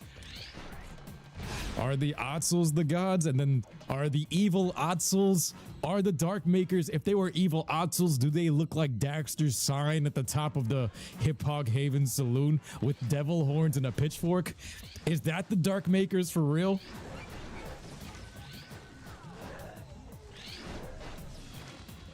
But then you see the aesthetic of these Dark Makers and all these enemies, and it's like, if everything is kind of like a representation of the real boss, right? So think about it. Oh, there's this one. Like the KG, they look like KG robots, which was Baron Praxis. You got the Metalheads, which look like Metalheads because of Core. The Marauders, they should have had a boss, but they don't have any. I think it was coded in but never used. Then what was the Dark Makers? Errol don't look like them. It just felt incomplete because Errol just looks like KG. Our hero! What the? Daxter? What? What'd you see? Let me look. Hello, elevator, bottom floor, going up. Come on. Ah, I hate being short. It just seemed for a moment, it looked like... No, it couldn't have been. Crazy, right? Seeing the future. I swear when I used the shrooms, I saw something like that too. Telling you, man. I hope it comes true. You like the look of this new Titan suit? I remember seeing the Titan suit on the back of the box cover of Jag 2 and I was excited. Dark Daxter was the devs throwing stuff at the walls of Sora and hoping it sticks you up. Even with the Kira Sage things, that's why I was like, yo, did they only play Jack 1? Because they abandoned that so long ago. The Dark Makers didn't want to be Otso, so they said, fuck this. Sounded like Viger. Viger calling them all abominations, and the next thing you know, oh, the same thing you're calling an abomination is actually God. Silva's like, we still need Jack 4. We need either Jack 4 or they need to make like a brand new Jack game with all of this stuff intertwined into one epic game, which they could easily do. They could put together all of the Jack games into one 30-hour game, or even cut it down to 20 hours of a solid story that could be even a movie. I think Jack and Daxter could be a movie. This would probably be one of the, or even a Netflix series, man. The city's lost. Yo, how they not have this animated? They had Tak and the Power of Juju animated. They have no Jack and Daxter or Crash Bandicoot show. I think they're thinking about a Crash Bandicoot show, but they couldn't edit. They couldn't make a movie like Jimmy Neutron. Help me. We got a Ratchet and Clank movie that didn't do too good because of the plot, but other than that, like, bro, we couldn't get a Jack and Daxter or Sly Cooper movie animated like that. It needs to be an animated series, right? At the very least, an animated series. The steering animation. Get those guns blazing. Like a 10-episode Netflix series or something animated would be nice. Whether it be an anime or 3D animation would work. I used to actually, so because of Devil Artemis, the guy that does the Perfect Cell videos, he inspired me to pick up Source Filmmaker and try making those type of videos. And I did that way back. I think it was like 2017. Or sometime around there, and I actually was animating Jack 2 cutscenes, and I think I shared that to the Discord, but back then we couldn't get the voices. And I remember, yo, doing it frame by frame in Source Filmmaker. I had him able to talk, and I was moving it and making my own cutscenes, but I couldn't get the voice for Jack. But now I could get it, but back then that was the issue. I was like, yo, how am I gonna get the voice for Jack? It's a big attack. Take your station. But it actually inspired me to do it. But you know how much time it takes to animate everything frame by frame, and every frame you gotta animate every hand movement, every blink, everything. Now we have AI for the voices, and it would have worked. But I had it able to like lip sync with other voice files, so it wasn't even his voice, but I had it with like some Dr. Zombie voices, and it would lip sync it automatically and do all that crazy stuff. It's actually really cool, and it looked like an episode out of Jimmy Neutron. I don't know if I still have that cutscene saved, but I thought I shared it to the Discord. Raven says, I guess Tess knew that Daxter was a god from the start. That's why she fell for him. That makes it less bestiality, because Tess was like, yo, I want to bang a god. All right. Raven finally came up with something to defend this crazy bitch's behavior, because instead of her being a furry trying to smash a squirrel, she was technically, she wanted to smash the face of God. The blonde chick wanted to smash a god. Well, who knows what Arrow will try to do next with that dark ship? We've got to take him out. And I suppose you know how we can take him. We have a plan, but it's risky. Oh, of course. It couldn't be easy. No. And I'm sure we're on the short list to head up the mission, huh? No, this one's tricky. I'm giving it to Torn and Jinx. What? I suppose you don't think we're good enough, huh? You don't think we can do it? Dax. May I remind you that this team of Daxter, Jack, and Daxter have taken on just about every scary thing this world can throw at us for 3, count 'em, 3 adventures. Daxter. This is an outrage, Jack. We're the heroes. We're the ones on cereal boxes, for God's sake. And I'm about to release my own line of sports shoes. I've got a contract. You're on the mission. Your job is to cover Torn and Jinx in a vehicle filled with explosives. Escort them to the metalhead section, and together you'll blow open the nest. Oh. Well, why didn't you say so in the first place?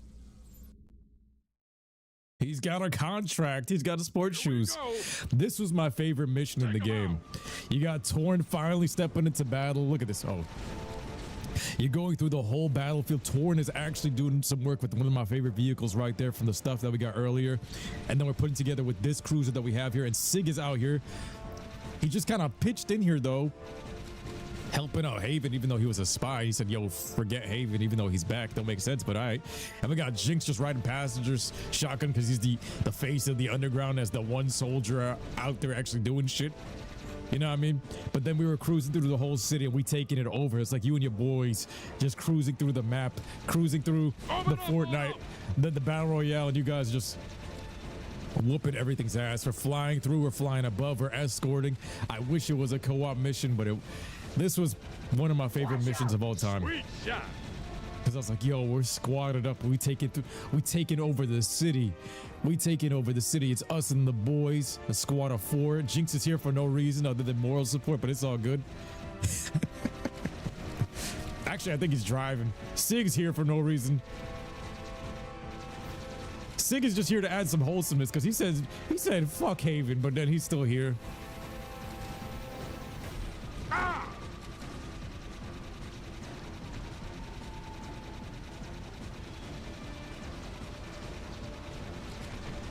Yo, Daxter got a shoe deal. He got the Daxter. The Otso heirs. One metalhead totally dead. The Otso ones. Oh yeah, we rock. Look at Torn. Save me, Jack. He's cruising that shit. I don't do missions, Jack. You're supposed to hit the gas pedal, Torn. He's trying to get some swag points. Jack, you're the best man to bang Ashlyn. What? You could have her. What?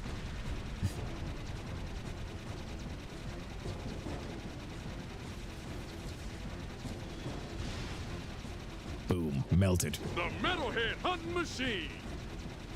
Yo, Sig's actually here for the moral support. Sig's just here because he's a bro. This is the equivalent of the GTA 5 finale for me. The GTA 5 final mission with all the bros. This is how it felt like for me. With Franklin, Michael, and Trevor. This is how it was. Boom, boom, boom. His intensity for matching, yo, that fourth wall. Yup, you right, Joker. Yup. Boom.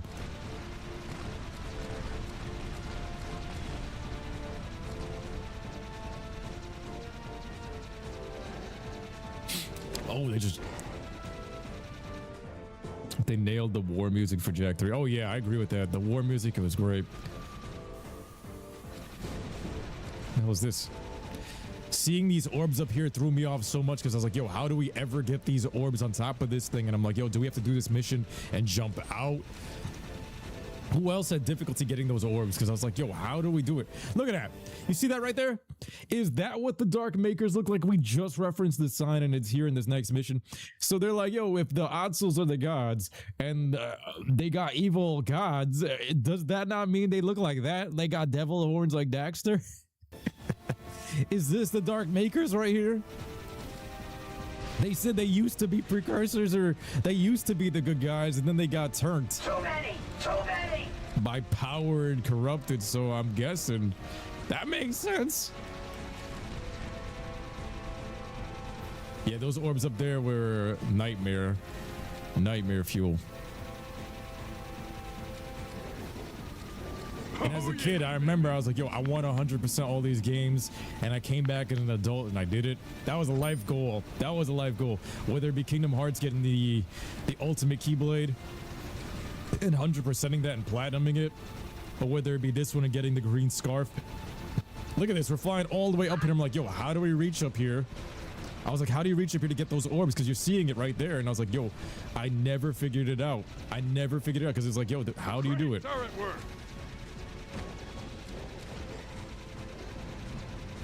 Torn is almost actually, he's like 1/3 of the way with the HP. Look at this, you and your boys just taking over the entire map, top to bottom. This is how I thought we were gonna storm the Metalhead Nest as a team, as a bro unit, you know what I mean? We never got this, but we finally got in Jak 3. But we were supposed to storm this Metalhead Nest together as a unit. Less isolation, you know what I mean? I like seeing the squad members out here. That one's for the crappy missions. Let's get a slash on him. For all the crappy missions, Torn, I gotta get some hits on them.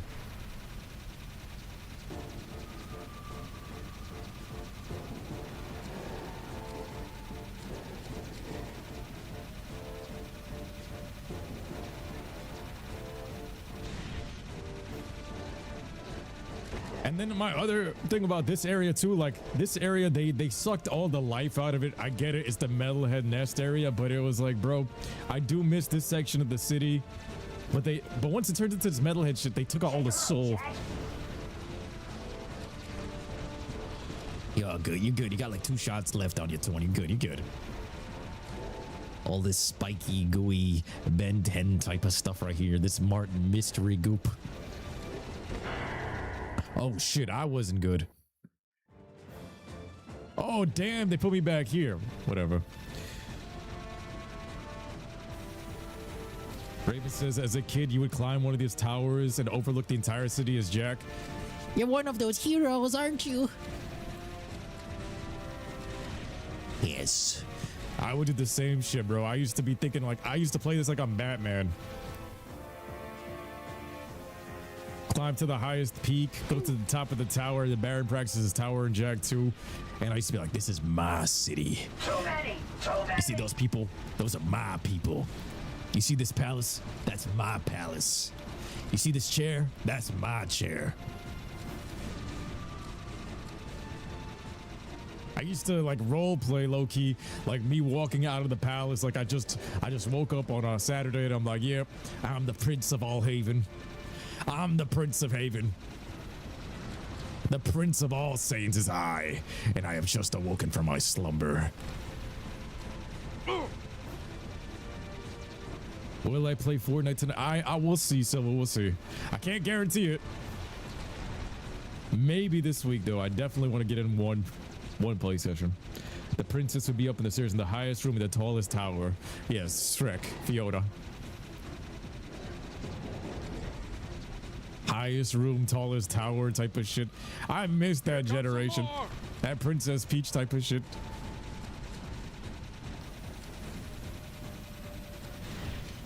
Guys are hiding off screen. All right, I'm locking in here because I gave too many hits to Torn, and then next thing you know, I paid for it. He got me killed. It still sounds like something's following me. One of these metalheads, yeah, if he just jumps out from out of sight. 2. This feels like a Spyro mission.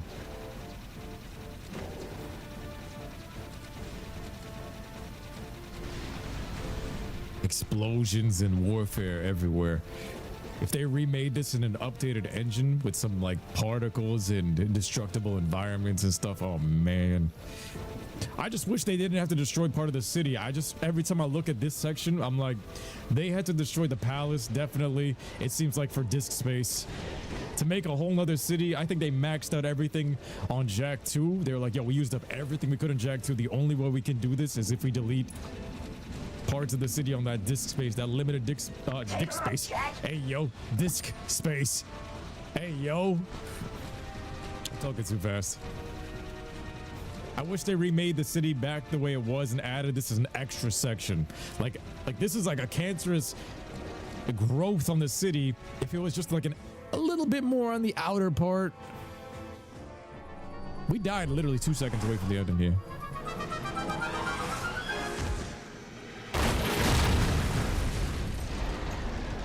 Oh yeah, they hurting now. Move and groove, Chili Pepper.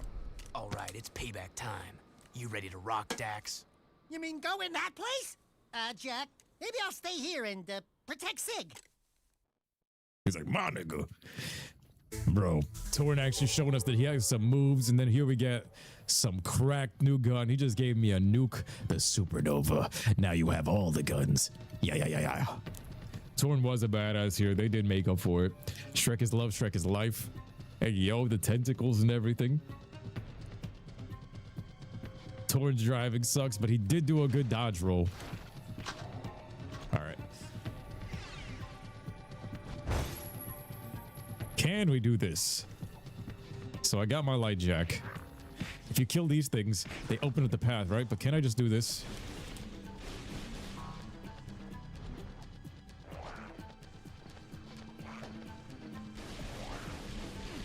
Trying to get this done.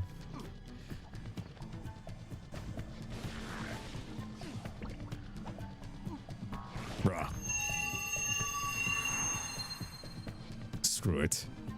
Screw it. Can this break boxes? Barely. Man, what a shitty power. The shield is so ass. It's like, why would you waste your key? Why would you waste anything with that form? Or the wings. Yes, sprout the wings. Yeah, why would you waste your form with that shit, bro? You could use the same energy for some real attacks.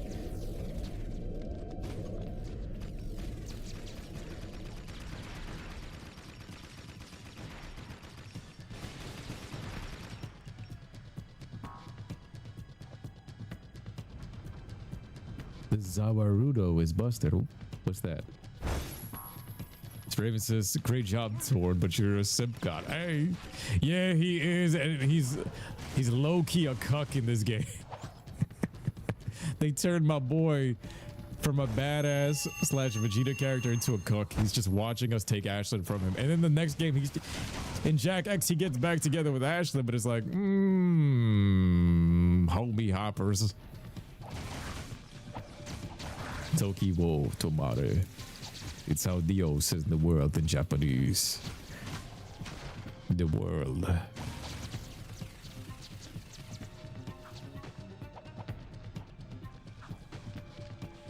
Yeah, if we can dodge everything, what do we need this shield for? And it's either you could just overpower everything too. Probably like Light Jack better or Dark Jack. I think they managed to kind of balance it out. They're I guess they're equal. I think in this game, I do like, as a Gerber, I love Dark Jack. I mean, I like Light Jack more in this game as a Gerber, but I like Jack 2's Dark Jack the best. Jack 2's Dark Jack, not the way that it performs, but just the moves it had. Giant Dark Jack, especially. Giant Dark Jack is Hulkbuster mode. I'm mad they took that out, bro. They added invisibility, they added a Kamehameha, but they didn't give us Giant Dark Jack again for whatever reason. It's like, yo, why y'all keep taking away everything from me, man? Is it that just busted for the post-game content? And then here, it kind of stunts your ability to kind of shoot. So look at that, the eyes.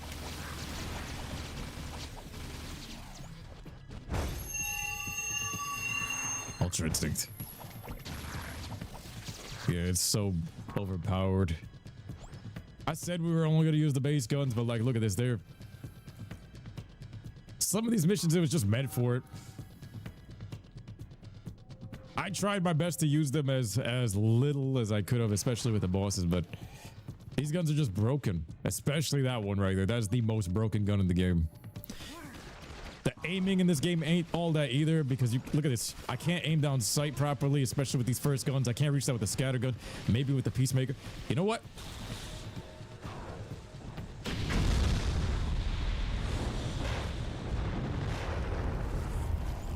I shot the nuke.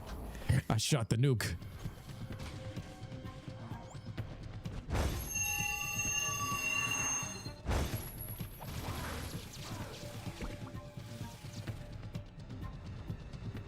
Give me the platform.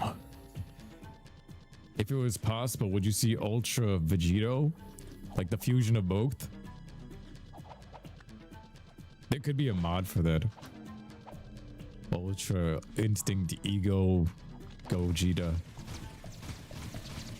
I know Kira is a sage, but we don't know that till the game must not be named. Yeah.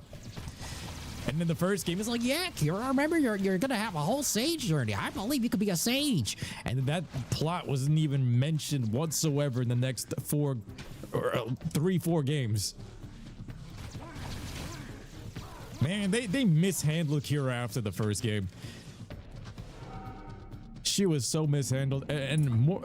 Okay, she had a part in the second game, but after that, she just kind of fell off a cliff.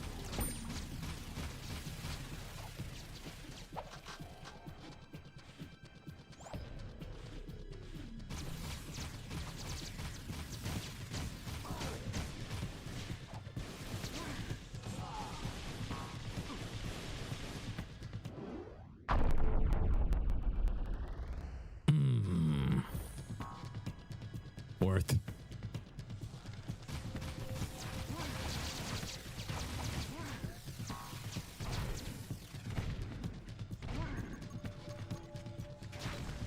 One, 2,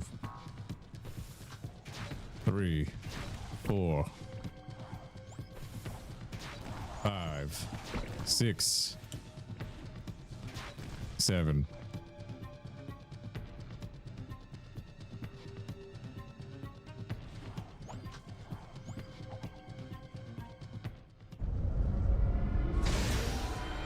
My little friends have come to see me off. I'd love to stay and chat, but I have an appointment with the most powerful beings in the universe. That was the most hand-to-hand. Monkey. Don't make me come over there and sick Jack on you. You're too late. I've already awakened the Dark Maker ship. When I come back, I will be wielding the very power of the precursors. I'll see you boys soon. Look at that, it's cool. It's amazing. It's reacting to the dark stuff. Ah, it's gonna blow! Let's get out of here! The crystals powering portals.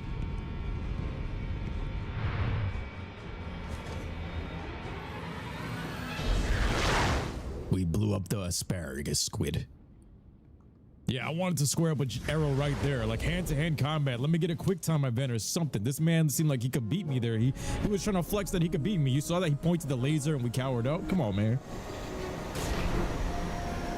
Call him Syndrome. Sig is the homie.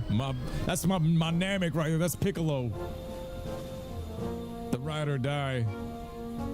The Wastelander brother. That's the intro right there. That's how he's featured. Errol wanted to become a dark eco freak. He's like, yes, now I get the power of the precursors. Yeah, it was the most hypocritical thing too, which made me lose respect for the character. I'm like, yo, I can't respect your power. I can't respect your motives.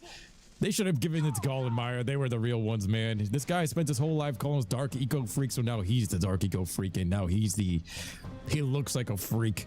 He looks like a crackhead. We got crackhead Errol. Oh, you thinking about Kim K's big booty Latina cheeks? It's on my mind 24/7. In another timeline, that is my wife. In another reality, I'm waking up beside Kim Kardashian every day, and that is my wife. That is mi amor, mi corazón.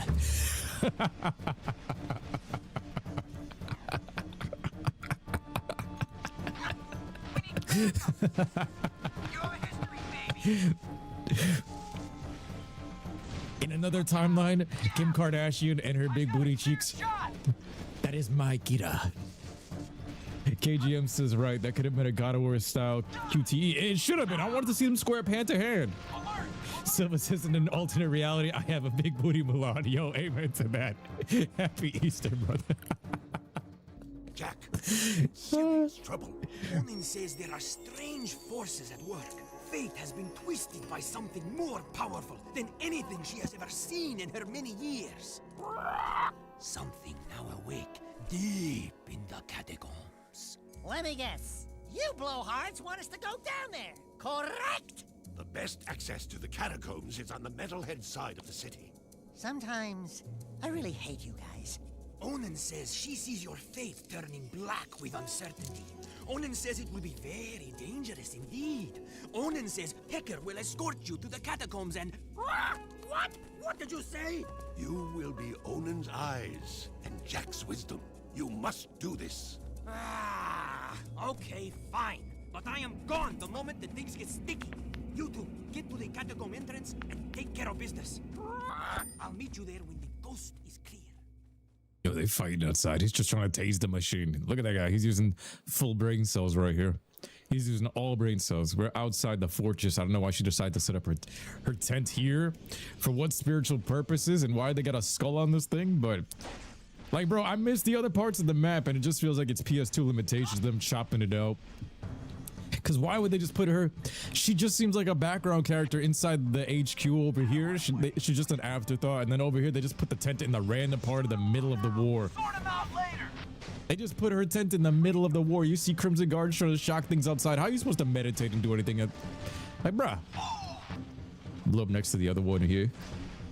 Like, where's the dead zone, the slums, you know what I mean? Where's the old hut? That part of the lore. They chopped all that out, man. Dead Town, aka Samos's hut, man. This horrible place is our world. Those revelations. Alert! Alert! Those were biblical revelations, and they mixed and matched it and messed it all up. Help me! Look out! Go, go! In an alternate reality, you guys have big booty Chinese girls everywhere. What? I don't know what Jack was on. This man killed so many KG guards, but doesn't kill her fire arrow. Yo! Should have threw some hands. Physical combat. Ever wonder if Odin doesn't really know what's going on? She's just been smoking that. Onin, yeah, she's been smoking that good Namek grass. I mean, it is on the walls. Silva says, I bet it was Neil Druckmann's idea to make Errol the final boss. It seems like it. In another reality, Jack 4 is made. Yo, so they say the power of the word, you can speak things into existence. Watch us do something like that. If people keep talking, if we as a community keep talking, Jack 4 is going to come out in our lifetimes.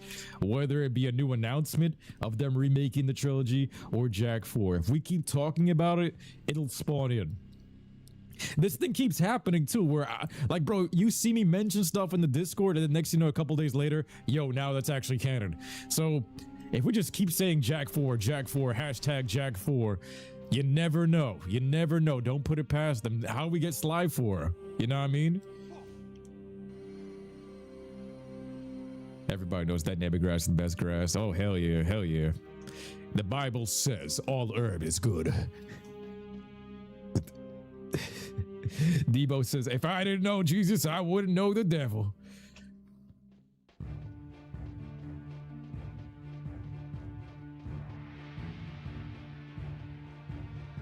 We need Sly for a reboot or a continuation. The only hombres tough and crazy enough to take on these things are the Wastelanders. You're a genius. Yeah, that trinket's worth about as much as you'd get from a broke-down pawn shop in Southtown. Me, when I push live and my notifications don't go out. Me trying to call in you guys being the Wastelanders, and my notifications busted. I gotta be careful. We gotta use these guns because it seems like it's mandatory for some of these shots. You can't. How are you gonna hit these shots without being able to aim properly? They had to add these extra guns. I realized this is like, yo, they added all these extra guns. I want to see these new mods that come out though. I really want to play these new mods that they've come out with to add the challenges and stuff. I want to go back through the first 2 games. I want to repost them. It's great. I didn't even get to 100% Jag 2. So like I said, guys, if you guys are watching this on YouTube, if you watch this on Twitch, if you're watching this on TikTok, like the video, subscribe, comment below. If we get 100 likes, we go for the 100%. This way I know you guys want to see it, and it helps so much with the channel. And there goes all the reflex shots. So we got that out of the way. Let's use the real guns here. We're going to use some peacemaker shots. We're going to use some nukes. We're going to use all this in creativity. Running low on this.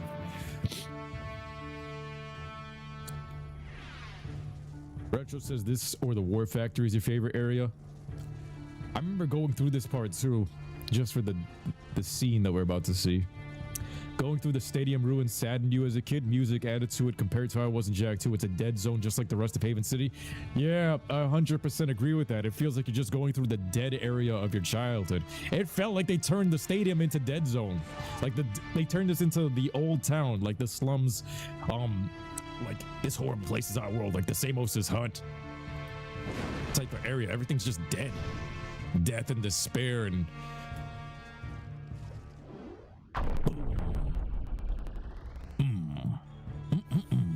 that felt good. Raven says we're getting a Spider-Man 4 after all these years. I'm just mad it's not with Tobey. Yeah, I agree. Nobody is better than Tobey Maguire. I can't. Tobey Maguire, Bully Maguire is the best Spider-Man. To this day, he's the best. He is the Bully Maguire. Dark Jack is Bully Maguire. Yo, it's the New York effect. Everybody gets a little bit of Bully Maguire once you're exposed to the toxicity of New York for too long, all right? We're all Bully Maguire. All right, let me take this move off, put that away. I'm gonna fly like a real boy.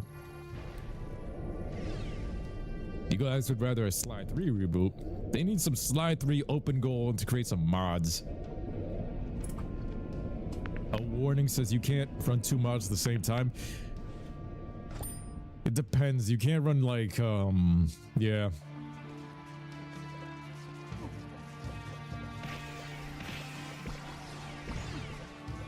No matter how many hits I can take, I have unlimited healing right here. The god powers, watch. Captain Crypto says Slide 3 wasn't that bad. Yo, Slide 3 was basically Slide 2. They were damn near the same game, but just added missions. I didn't have no problem with Slide 3. My favorite Spider-Man is Miles, says Retro. You're literally Miles. Hey, the 4th game. So remember, it took you a while to realize this is the stadium. Look at this. Look at this. Oh.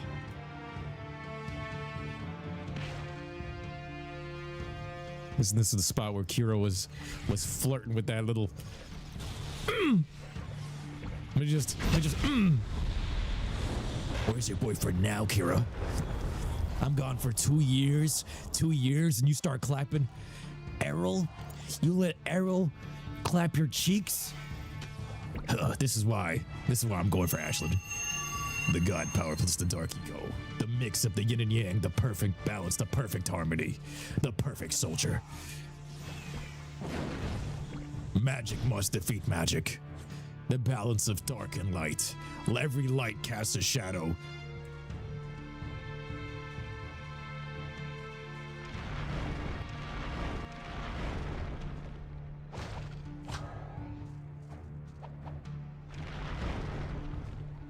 I wish Dark Jack had some more Arkham level combat. They have it in Uncharted 3, or if it controlled like Infamous, man. I'm telling you, if we had Infamous remade, or if they had it on PC right now, Dark Jack, look at all these electricity.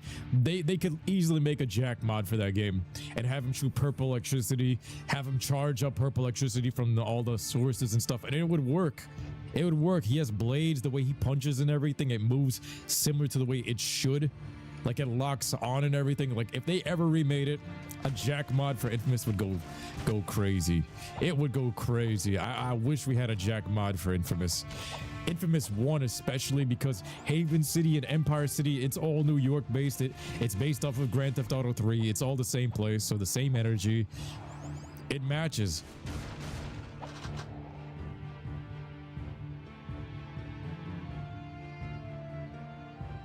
Yeah, Slide 2 did perfect the formula, and then Slide 3, yo, since they perfected the formula, it's like, yo, Slide 3, just do the same thing and don't change nothing, bro. Don't change nothing. But they added multiplayer and stuff like that, which was underrated, because I had so much fun on the multiplayer. Cops and robbers, the ship battles. I used to play that with Sean and my brothers and my cousins. It was great times. Like, that's one of the underrated parts about Slide 3, them adding the multiplayer.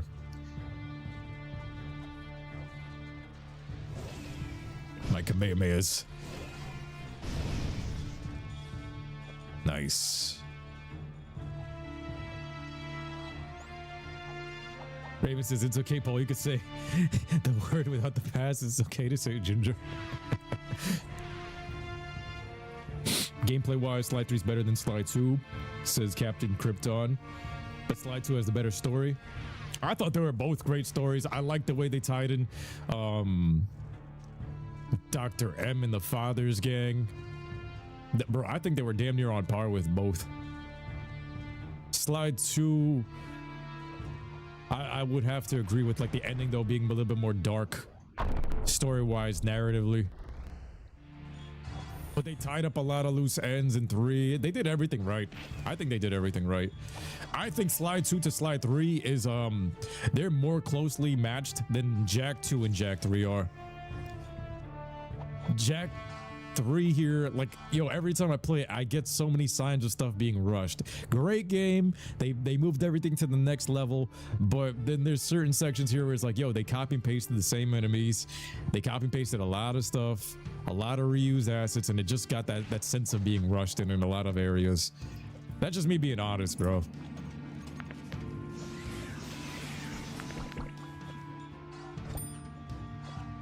What's your favorite Infamous poll? It's got to be Infamous 1. It's the old school Cole McGrath.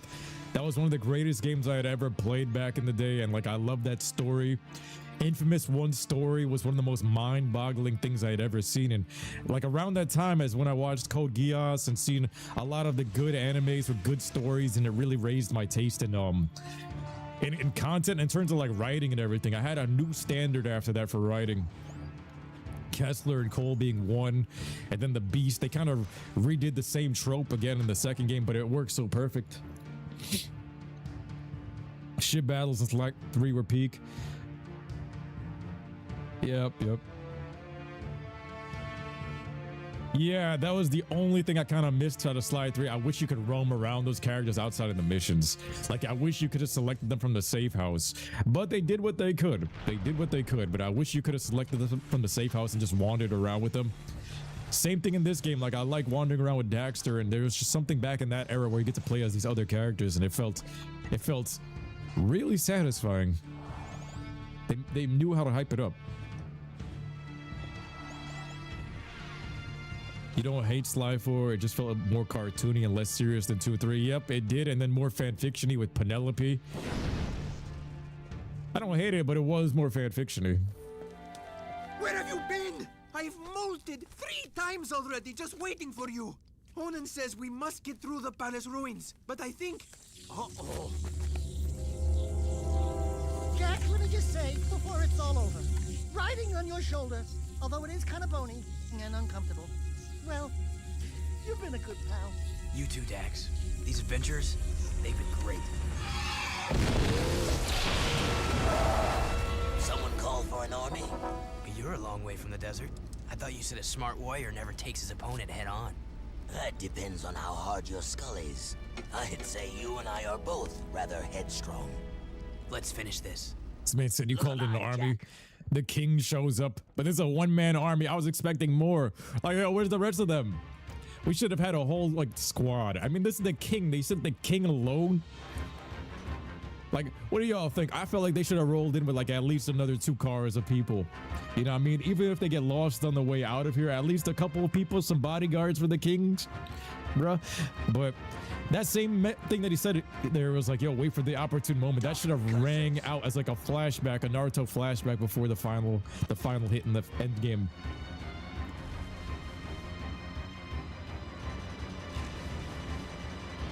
You believe that Penelope is gonna keep stalking Bentley? Oh my god, I don't know. Yeah, Joker, right? Hell, minimum 10 people with the king. This man said he called in an army. Yeah, where are they? You and that cheap-ass beacon ain't work. Only one? On your right. And then another thing, we expected that beacon to work right away. That was another thing. Like, how are they gonna reach her right away? Should have hit the beacon before we ended up, should have called in the favor before anything, but yo, they're about to face death, and like Jack and Daxter are gods, bro, and they're over here like, we're facing death. I ain't buying. Hey. Yo, the support on the streams have been phenomenal. Thank you guys so much. I appreciate every last one of you guys. Always reigniting the passion, making the streams come back full-fledged. You guys make me want to go back to every game that I've replayed and just play them all together. I don't know about 100% in all of them unless we get like those 100 likes to show that you guys want me to. Like, that's all I ask. This way we know, like, yo, are people gonna watch this all the way through to the 100%, or do we just want to see the story and have a few laughs while we can? You know what I mean? Look out, Jack.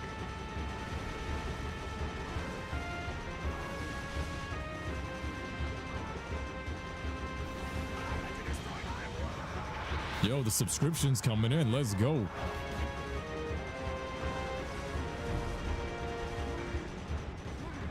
It should have been some endgame shit with an actual army behind Damus. This feels like a budget. They gave me the budget. I wanted to see some Spargus warriors dying. I mean, I just saved the whole village. Remember that. I just saved that whole village. Cleaver don't even show up to come and save me. Nobody does. Like, Cleaver could have had some redemption moments here, but he's still just a giant diaper that's shitting himself. And crop dusting everybody out the arena. Like, bro, I would have liked to seen some more Spargus civilians show up in the cutscenes too. That would have been nice because they owe me, bro. I just saved their whole village. I saved their whole village just a couple missions ago from these dark makers, and it's like, yo, can y'all not come and save Jack in his time of need?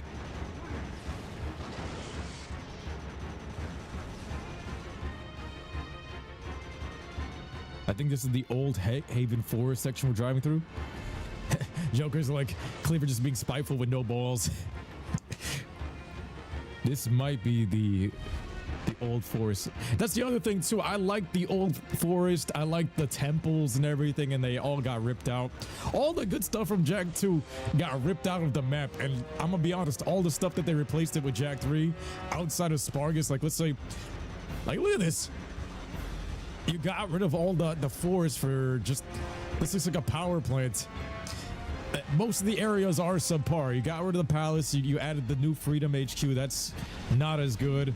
You got rid of part of the slums. And the part of the slums with the underground logo, with the Oba Femi tattoo spot. Shout out to my boy Joker for showing me that too.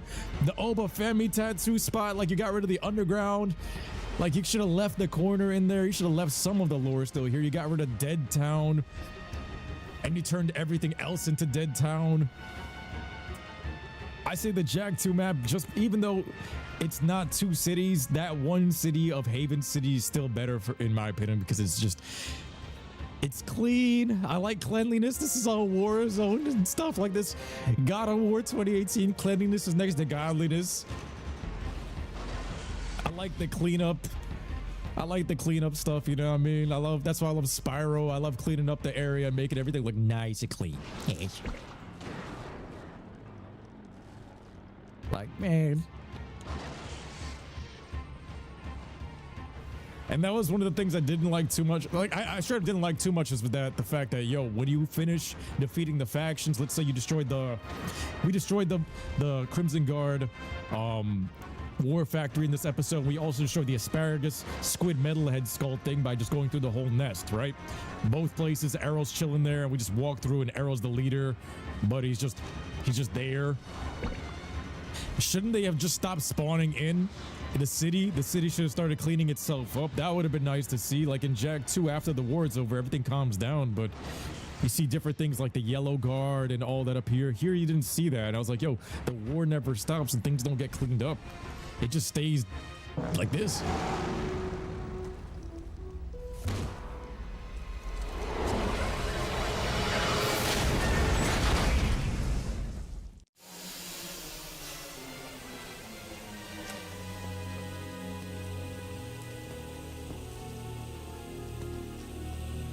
Damos! Not bad driving, kid. It was a good fight. And a good day to die. I'm very proud to have been by your side in the end.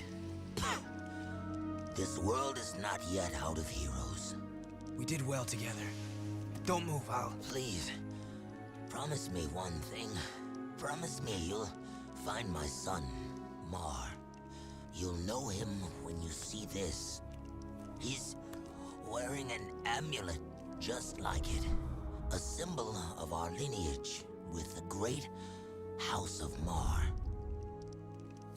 Save the people, Jak. They need you. I got goosebumps.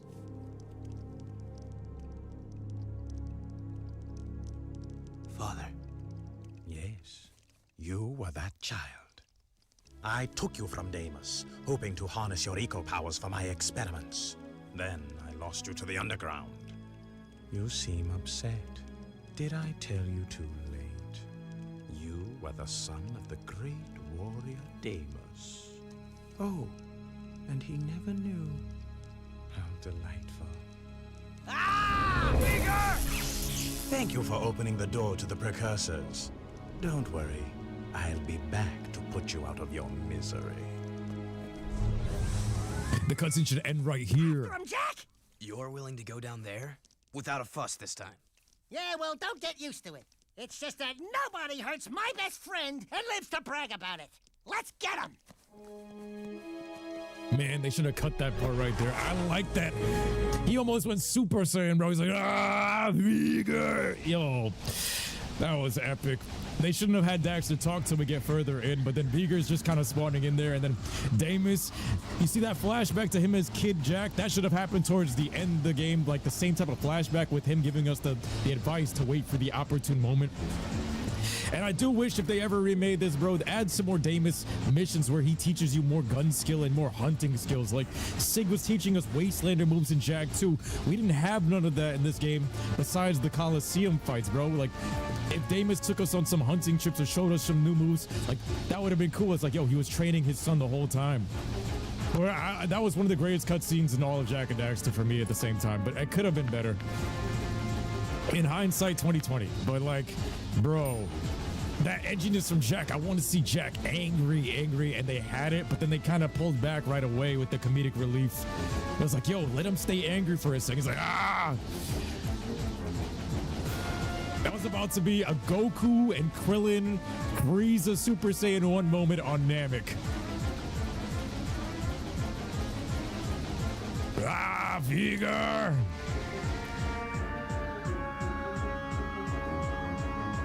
Man.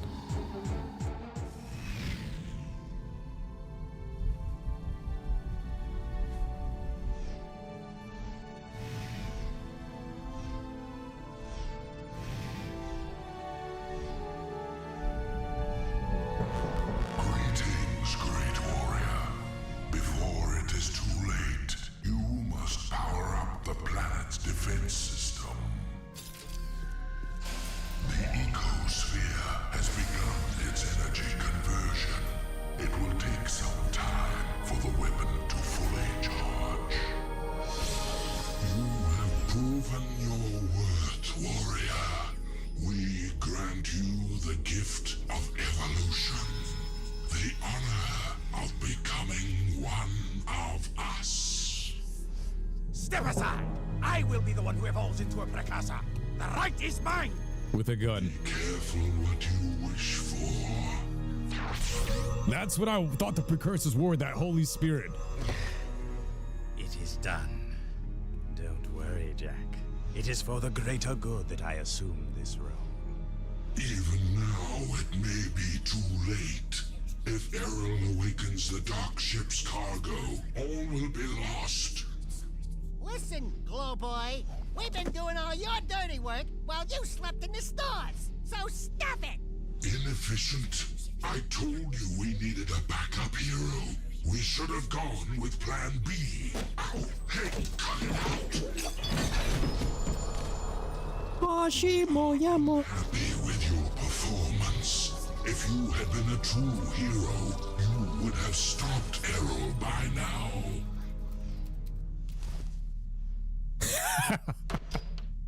Oh my god. Yes, well, now we are even more angry, and we order you to avert your eyes, or we will, Oh, bother. They look like me? Not what you expected. Yeah, we get that a lot. Don't look so upset. If you knew we precursors were a bunch of little fuzzy rats, would you worship us? Could we run the universe? Not possible, buddy. So, we fluff up the myth a bit. And we get the respect we deserve. Bruh. Idiots! Get down from there and stop defiling that glorious machine! Do not let our size fool you. We are the most powerful beings in the universe. We are? Why does Daxter look like? Ah, yes. All eco contains the source of our essence. Our code, so to speak. All eco. Daxter touched the dark eco. He was actually blessed when he thought he was cursed. Woohoo! I'm a precursor! I'm a precursor! I'm a precursor! Hey! Wait a minute! They have pants! These creatures are the great precursors? And I wanted to evolve into the... No!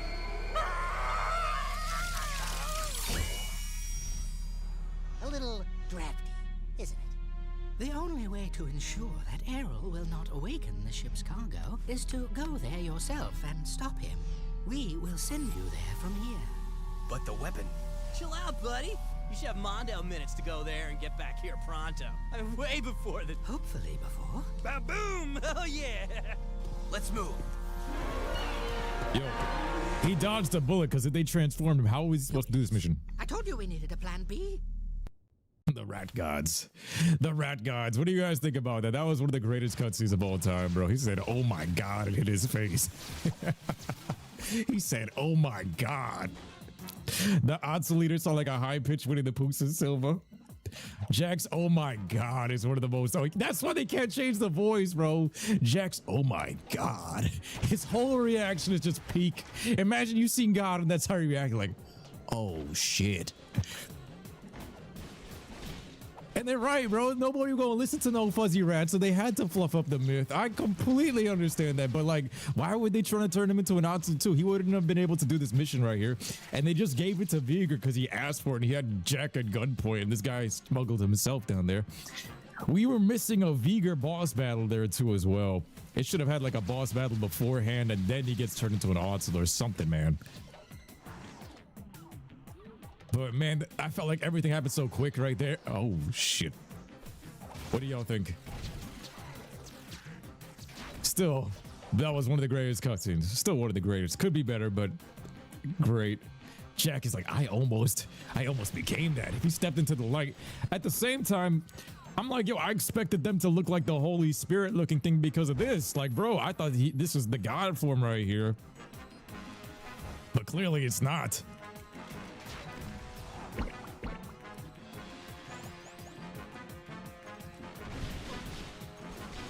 Uh-oh. All right. Oh, shit. Oh, wait. What am I doing? You can thunderclap the time. So yes, the time slows down while I'm moving at ultra instinct speed. So this is Dragon Ball Z fight speed. You know, when you see them fighting, this is how it's moving, the time.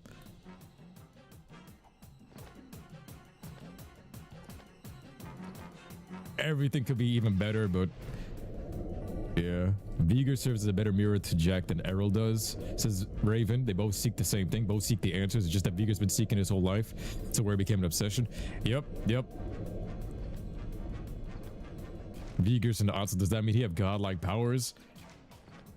The Mar, the Jack, the Holy Eco Spirit, the Trinity. The Father, Son, Holy Spirit. The Father being Jack as the adult, the Son being him as a Gerber when he was pure, and then the Holy Spirit was right there in the form of the Spirit, literally. It's all there. This shit is biblical, bro. You got the Egyptian themes in here, him rediscovering everything, the prophecies.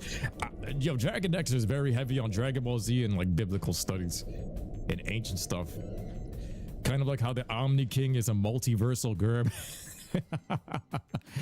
And that's what the Bible says too, bro. And other religions say it too as well. They have like a, even depicted in Yu Yu Hakusho, how Koenma has a Gerber form, how the mind of God is that of a child, how it says the kingdom of heaven is, you have to have the mindset of that of a child to achieve the kingdom of heaven. That's why children are gifted. Like we're thinking of like the All-Father Odin / Zeus type of character, with at the same time God thinks like a Gerber according to the sacred text, that it's like a grown child thinking like Goku. You know what I mean? Baby Jesus is the Gerber form. Yep.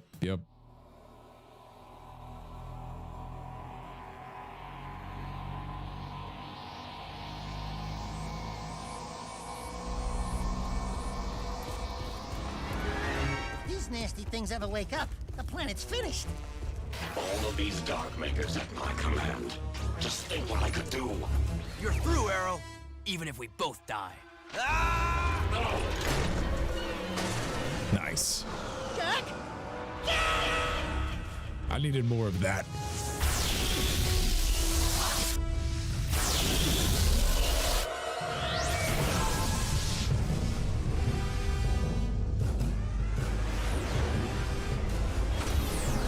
Demon Camel Llama.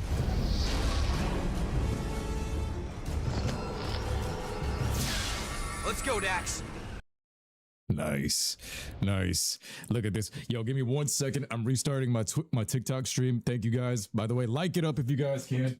We are Almost good. There we go. I gotta constantly restart it, but I appreciate y'all. I love this game. No!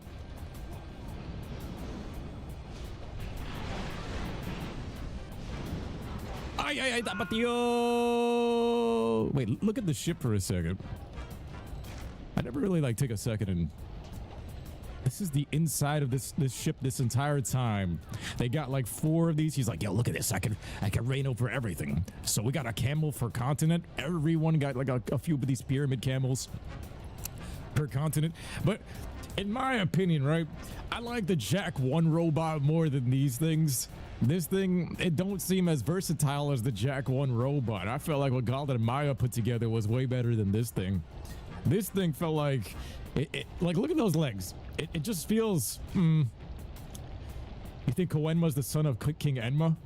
I believe so, right? I love this game. It's crazy how the Omni King is just a little pill-headed dwarf. He's not a fighter. What could he do? He could have simply killed Arrow right there, but stopped to monologue. Is Jack's brain working right? They should have had another fight, bro. Another hand-to-hand fight. Oh shit, oh shit, oh shit, oh shit, oh shit. I really wanted to see him throw hands with Viger or Errol with his hands. He pushed him, but I needed more than that. I need to see some punches. I need to see some Batman interrogation style type of punches on him. Yo, we're still going tapatio. The Jack 1 robot is goated, yeah. That Jack 1 robot, oh man. It's a Megazord from Power Rangers, bro.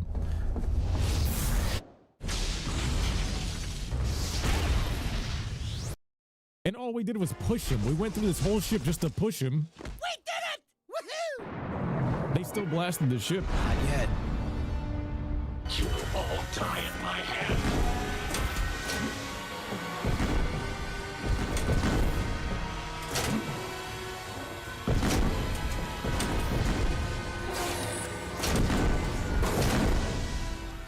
I just won't quit! It's headed for the city. We gotta defend it. For Deimos. The last charge of the Dark and Light Brigade! Let's do it, partner! To the end. To the end. Yeah, we should have had some hunting missions, some father-son metalhead hunting missions. If we had those missions with Sig and Jack too, and that's how we met him, we should have had some wasteland hunting missions with the father, at least to learn some new tactics and get some good speeches, you know what I mean? But here we're going back through the wasteland. There should have been way more missions out here.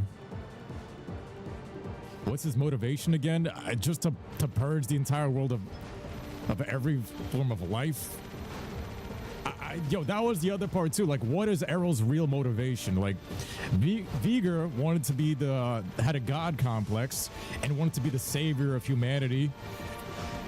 He wanted the god complex. He wanted to be like the way people view. He wanted to be the savior, but all for ego, you know what I mean? Like, he wanted to save people without really saving people because he accidentally, well, he really power hungry. And then Errol is just like, I am evil in this game, and I'm just gonna move forward with the plan that these Metal Cooler Big Yeti Star plan. The Metal Cooler Big Yeti Star. The plan. We gotta activate the Demon Llama Camel. And then, destroy everything? Like, this man went from flirting with Kira and all that, and now he don't miss the booty? This man got that angry, he's just like, yeah, screw Tapatio. Screw Tapatio. Mi amor. 6, 5, 6, 7. Okay. Hello. Oh, that leg is gonna... And I gotta be honest, bro, like, this is the final boss thing that we're staring at here, but it does not match Jack 1 when you see the giant robot across the entire pillar and you hear the Jack 1 ending music. Y'all know what I'm talking about? While he's already beaming into the silos and you hear the boss battle music and you see the thing flying over the silos. This doesn't match it because you're just chasing him through the annoying ass desert and you gotta shoot him annoyingly at off angles with a shittier vehicle.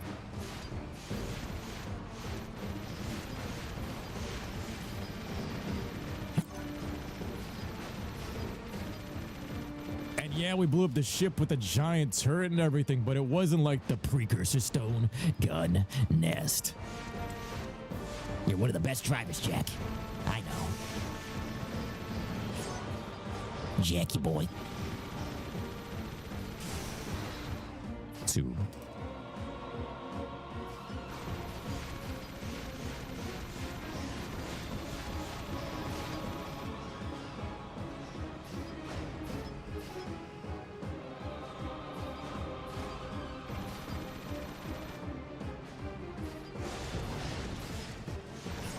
Bruh.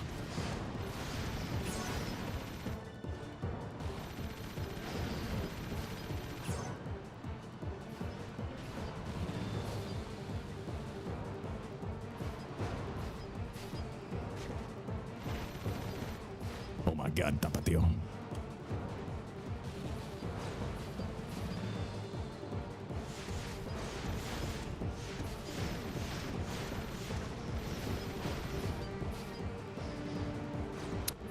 I got 2 more, but yo, they got him at the most annoying angle right now.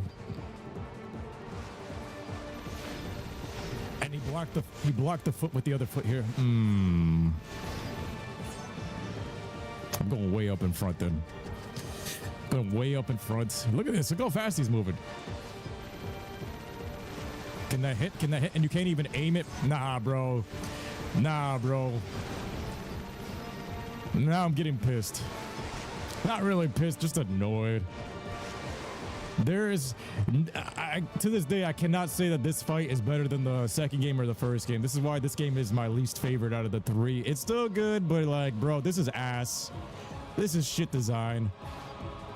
I'm not gonna give it any credit. This is just shitty design. This part right here, yeah, let me go shoot some moving turret stuff with a land cruiser, no Hellcat cruiser, with downgraded equipment.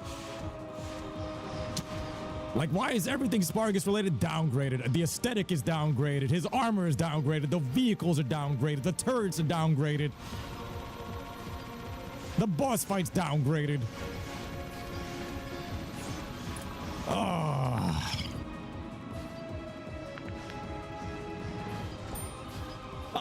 Now you're rolling and you're rolling, and now he's gonna be getting away. And if you touch the water too much, it's game over. What is his purpose right now? We gotta protect Spargus from this giant machine. Can I hit this? Can I aim this? Nope, I'm right there. Can't hit it with any of these bullets. It's being blocked. The first game, it was just, yo, you finish up the place and then you go fight at the top of the tower. There we go.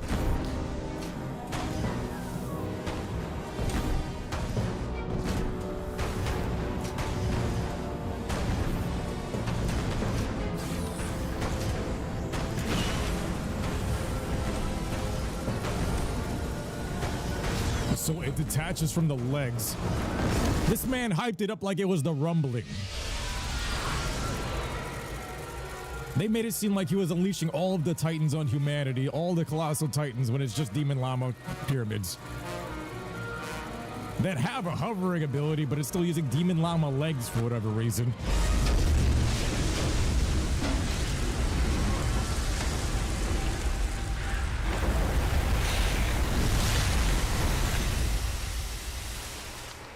Mind you, it hasn't demonstrated anything stronger than the first game's final boss yet. I felt like if the Oracle, if Gall and Maya pulled up, they would have been way more direct with the attack.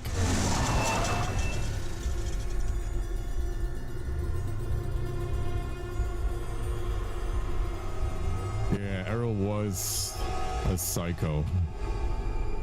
A father-son flashback at the end would have made this peak. If Gall and Maya were the Dark Makers, it would have been perfect. Because they were. In the first game, they're spawning dark enemies in the final boss battle in front of you. They literally started throwing eco into the well and spawned things in front of you. So like, yo, they are Dark Makers. Why not, Doug? Why'd you shelf Gall and Maya over this ginger? Yeah, maybe they couldn't get the voices or something. Yo, what up, Super Saiyan Pulses, girl? Hello, hello. First game boss fight is goated. Second game boss fight was mid. Third game boss fight was ass. I agree. You haven't played Jack Free in years. You haven't played Jack Free? Why, mate? Why? Happy Easter. It's literally just Errol now. Every single Spargus citizen could really jump him on foot. Yeah, bro. This is all of them should be running out right now and defending the current king, right? If I'm the son of Deimos, I'm the king. All y'all should be defending me. But why am I solo? You got a whole village of people. You got the end game right here. Nobody rushing out to come and help me, and I got to go travel from Haven City to that city over there to come and defend y'all. You ungrateful bastards. Where's Sig and Ashley? They sitting out here just watching?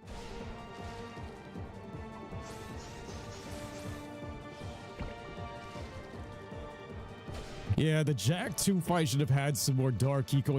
If only Dark Jack worked like this game. You can't beat me. Oh, yeah?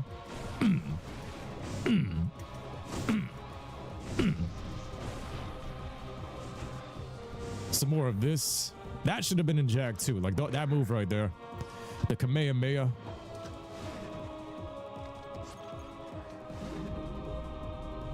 So look at that. This thing covers the entire field.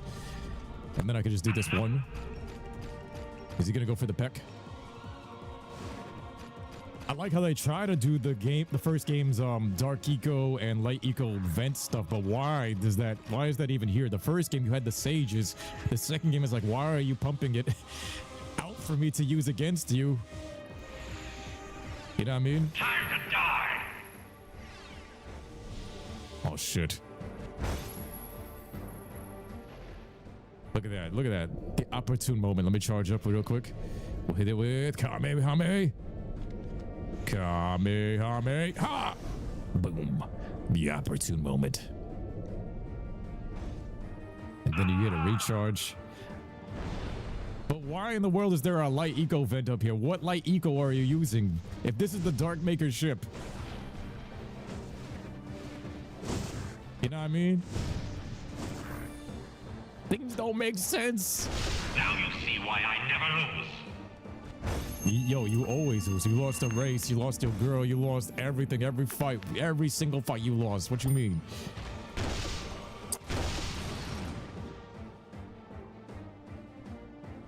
Gotta do the hot step, the hot step. Yo, what up, rescue squad? Wagwan, wagwan. What up, George? Shouts to the fam. Imagine if Jack could have lost a spirit bomb or launched a spirit bomb.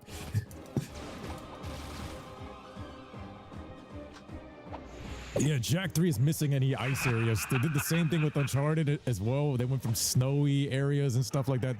They're missing the snow.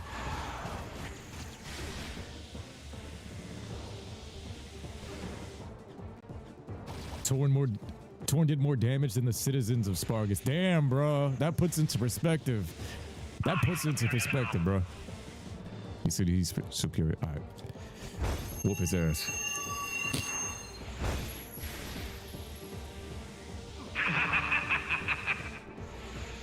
Like, man, he's shooting a tiny little laser that you do hopscotch over. That tiny laser is what I'm supposed to fear. That tiny ass laser is what I'm supposed to... Bruh. I mean, Jack got all these powers now. I get it. I guess. God mode. You want to fight a god? I'll show you what it is fighting a god.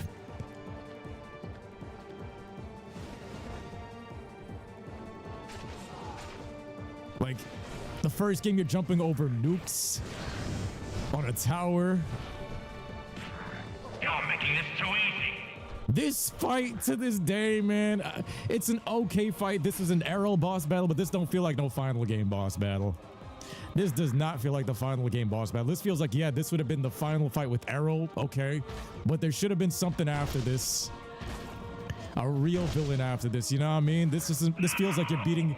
Okay, you're finally getting your fight with Errol after all this time. He has all of these upgrades. This is the only way he can compete with you. Okay, but who's the real final boss? Because this just feels like a regular robot. Die! This is a robot. It would have been better if Errol actually threw hands with Jack. Yeah, because he pointed the gun at me when we were at point blank range, and Jack kind of feared, and it's like, yo...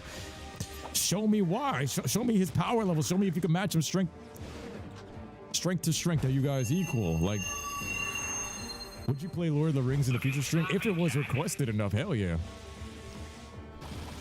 All right. Yeah, there should have been a Goal and Maya fight after this. This feels like I'm taking out like the Kingpin, Tiny the Tiger Dingo Dialer engine.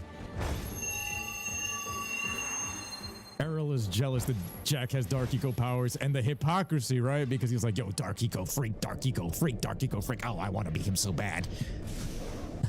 Out of here. Yeah, Raven is like, yo, he clearly said he wants to destroy all Light Eco. And why does he have this here? Like,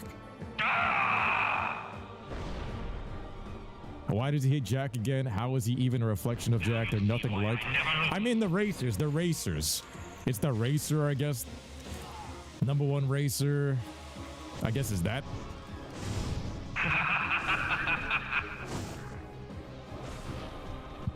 And, I mean, Errol was flirting with Kira, so Mr. Steel Girl. He's probably pissed. Kira probably yelled out Jack's name in bed. Errol was probably clapping cheeks while he was in jail, and Kira was like, oh, Jack. And he's like, Jack? The one that we have locked up and await on the Super Soldier Project. No. No. Freaking it. Kira's over here. There's no Samos, no supervision, so she hoeing it up. She's out here being a city girl. Trying to pay rent. Errol probably went full Owen on Kira. You already know.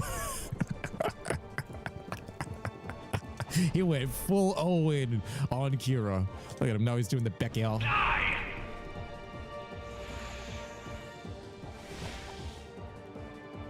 Imagine they pulled a Kingdom Hearts after beating Errol, Gall, and Bioship as secret bosses. That's what I would have liked to have seen. Look at this. No matter how many hits you take, too, there's no threat, because as soon as you get this, it's so broken that you could just instantly heal.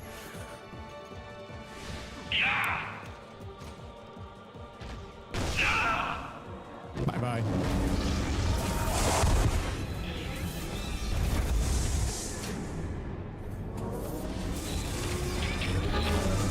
Cue the Deimos flashback. Father-son Kamehameha.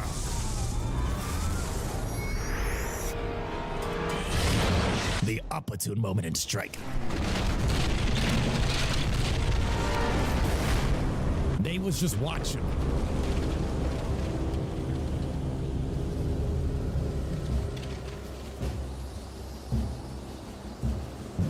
You are witnessing a god. His name is Daxter.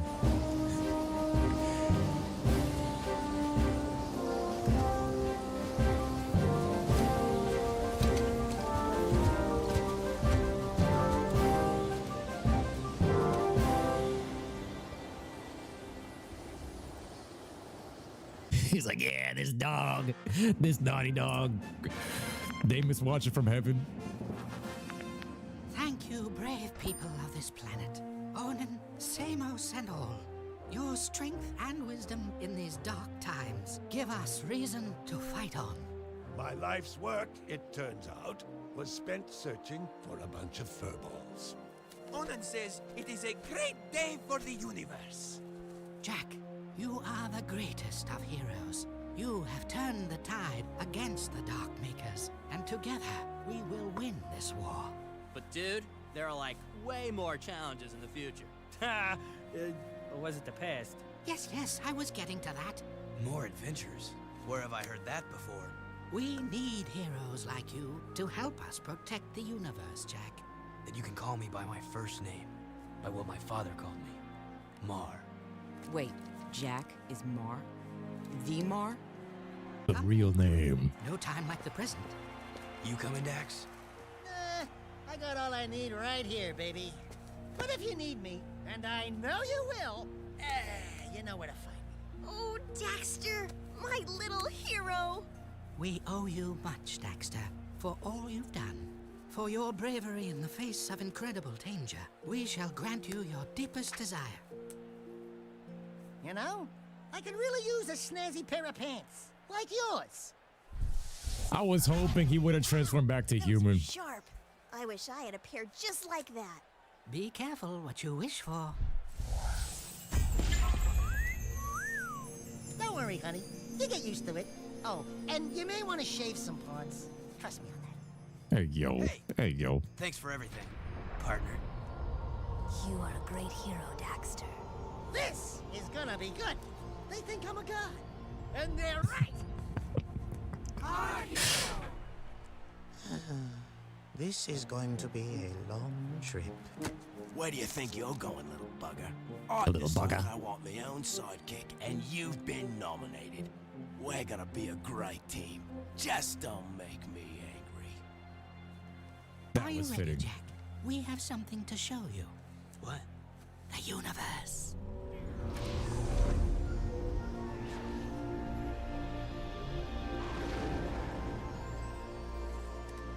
Call him little bugger.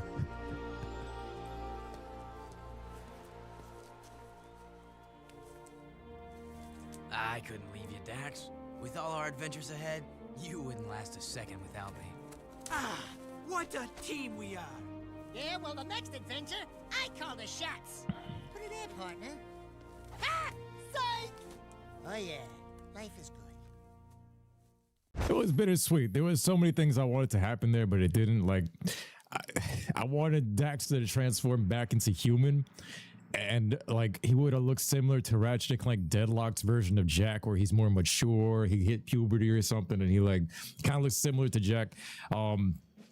I like what happened with Viger. That was fitting for him. He's just depressed. Like now he's a god, but he's depressed, and he's like, oh, I can't believe it. Tess, bro, this is exactly why I was like, bro, she was in some bestiality type of thing. Now she turned some kind of Carmelita Fox with Daxter. She should have just stayed human, and Daxter should have turned human. Yeah, he got his pants, but like, bro, come on, man. The Otzel Surfer, cool leader. All right, the Gerbers, they're great. His name is literally Otzel Dummy, God Dummy. These are some of the greatest cutscenes, by the way. Greatest credits. Neil Druckmann is there in the credits right there, your boy. That's your boy. You got a Viger. I never got a real fight with him. That's one thing that was missing. Sig is sitting on the throne. He shouldn't have been sitting on the throne. It should have been Jack sitting on the throne at the end here. And before he dupes everybody, he should have been like, yo, call me Mar. I'm on the throne. It's my father's throne. Sig should have not been the leader. Nah. He should have been like my right-hand man, like my guard, because they're both the same race. They're both wastelanders, but it should have been Jack. He's got to be like the hand of the king. You know what I mean? And then you got Damus. I wish we had some more missions with hunting with him to get the wisdom out of this guy. You got Jinx returning just because he's a fan favorite. Cyber Arrow, who don't look like the final boss, still looks like a top-tier henchman. I thought Daxter was gonna look similar to like this. If you think about it, like the first game's Daxter, he kind of looked like Errol. And I kept mentioning this. I was like, yo, Daxter, when he turns back to human, would kind of look very similar to this guy. Not in this form, but in Jack 2's version of him, you know what I mean? You got Torn finally jumping in for a mission, trying to get some of that aura farming. He's trying to win back his girl. And then you got Tess in human form, just jiggling. Launch, aka Seam, but I mean, no, Launch over here, and then now we got Seam over here, the monk boy praying. Samos needed some more lines in this. I felt like we were missing out on Samos a lot. Look at the hands for feet. Pecker, he's gonna go twirl on it. Daxter with the pants. All right.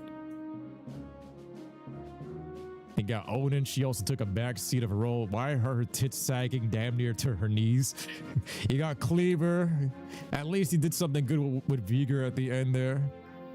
Kira also taking a backseat role, like she barely spoke at all because she's also the monk boy. And then you got Ashlyn just jumping in, being the baddie, and look at the jiggle physics. Hey, yo.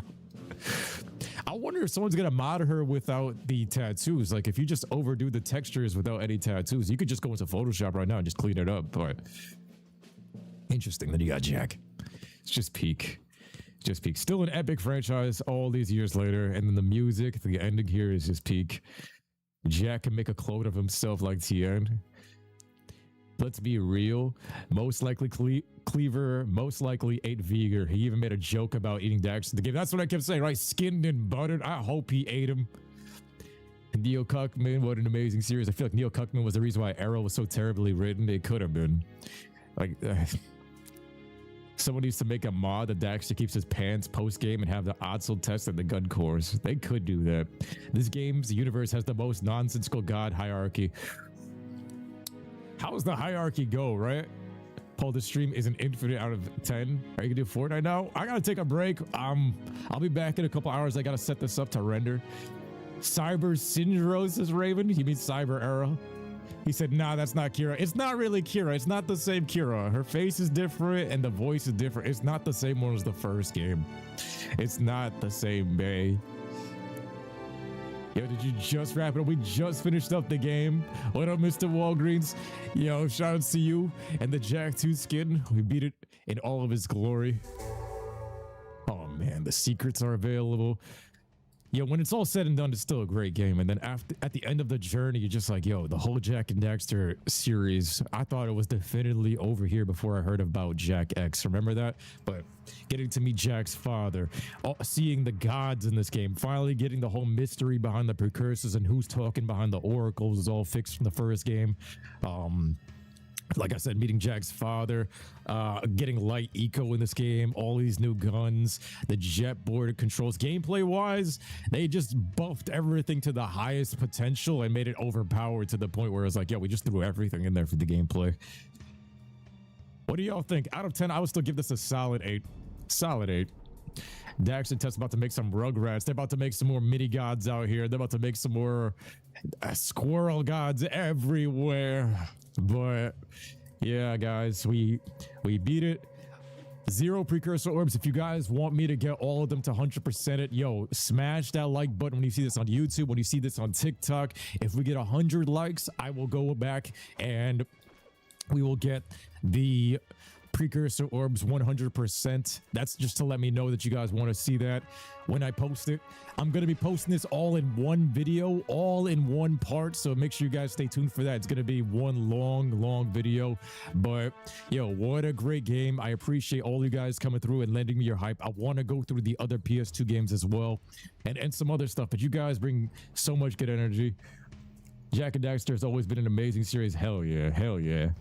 Another thing that lacked compared to 1 to 2 was Samos's narration. Yeah, and they made that happen in Daxter. Like Daxter, and I think maybe Lost Frontier, then the Samos narration is legendary. He is a legendary announcer. He's like a UFC type of announcer, bro. That's what I felt like was missing, like Samos's guidance, and they really gave him the back seat. Doc Nini says 9 out of 10. It's still good. Another 100%, always doing 100. Gotta, you know, it's always got to do the cleanup, you know what I mean? Other than that, you give Jack 3 8 out of 10. Around 8 to 9. It's still that feeling, like the father-son stuff. Man, in hindsight, everything is 2020, and it's like you know how many things they can make better. Like, look at this. And do the Harlem Shake. Everybody just floating. Uh-oh, shit. Yo, everybody started firing on each other. Every man for himself type of shit. And then out here in the wasteland, like, we didn't get no Marauder boss. They have a whole new faction out here, but they have no boss. I hope they mod something in to kind of complete it. I just feel like there's so many things missing. I used to do this too. I used to come in here and like... There was another thing, like I used to spend days thinking that this was my world, right? And I was the same. I used to do all sorts of goofy stuff. So we used to do things like, let's say if you take this car and you drive it over here, you start parking them up into like one big mosh pit, and then you do this.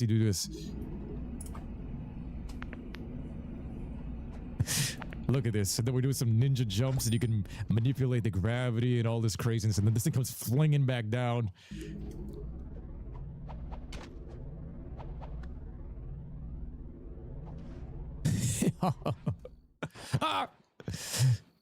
Look at that. It's just fun stuff. It's just a fun game.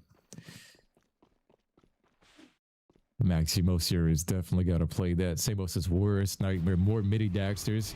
The voice actors in this game are goated. Yup. Lana says you give it a 7 because of the power creep with the guns. That's the lowest score I could give this game. That's the lowest I would go, 7. That is the, I couldn't go anything lower than that. That's how quality this game is, but I can understand that. I bet like rabbits, the odds was produced rapidly, and bro, they just gave him the greatest gift because they gave him a hole in his pants. Like, I wish he had the pants on right now, but imagine you put that thing on backwards. The third leg hanging. Modding as hell. Jack is literally their king and their god. They should all be kissing his ass right now. He's literally the king and the god simultaneously. He is, but he should have been on the throne, not Sig. He loved doing that to the Marauders cars. Yup. How this compares to the HD collection. This one actually looks better than the HD collection. It plays better and it's smoother controls than the HD collection. And honestly, this is the definitive edition because you can mod it. This is better than the HD collection. You can mod it. Like, look at this. I'm using a Jack 2 skin. You didn't have no glitched out cutscenes. The controls, one of the issues with the Jack 2, the Jack and Daxter collection is when you punch forward. So the PS3 version, there's a bug that they did not fix and they made worse, is when you punch forward, it could accidentally go backwards. And that was the biggest issue with speedruns and they complained about it. And I remember when I was playing it for the first time, I was like, yo, what is this? This is the PS2 version upscaled all the way with the greatest graphics of the HD collection. So you don't have that issue where you're punching forward and it just accidentally goes backwards. That was hell for speedrunners. Imagine how they put Mario 64 into other games. Yeah. Let's go. I wish the team that made Daxter made this game. I hope so. This game is a good 7.8, says Raven. I understand it. There's just so many more things they could have done. Like, look at that. I should have been the king of this place. Like, he just kind of duped out the gods to think that he was gonna leave when he didn't need to do any of that, but he showed us that he time traveled and people kind of speculated, yo, did he actually go with them and do the adventures and then travel back in time to the exact moment on some Infinity Stone type of shit? But he should have been the one sitting on the throne. You should have been sitting on the throne like Kratos, bro. Take the throne. You deserve it. You were supposed to be on the throne in Haven. You were supposed to be the son of Deimos. Either throne was yours, but you gave it to Sig. Sig is a fighter. He ain't really the leader. He stood while he watched you fight at the final fight. And how he get the throne? You know what I mean? And the same thing in Jack 2. Ashlyn and Torn sitting on the throne when I did the final fight. Like, bro, why everybody else getting the throne and not me? You know what I mean? Yeah, me too. I miss the old Baron. And now the city seems like it's kind of safe, but I miss the old Haven city. This just feels like everything's been destroyed. Look at this. It's kind of calm now. Let's see. Has it completely calmed down? This was my issue, that nothing got cleaned up. I was hoping that city would repair itself or something. It never did.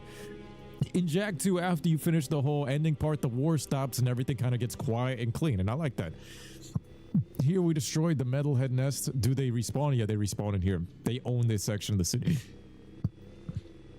But it seems like the fighting out here kind of died down and stopped. Let's see. Nope. They're back.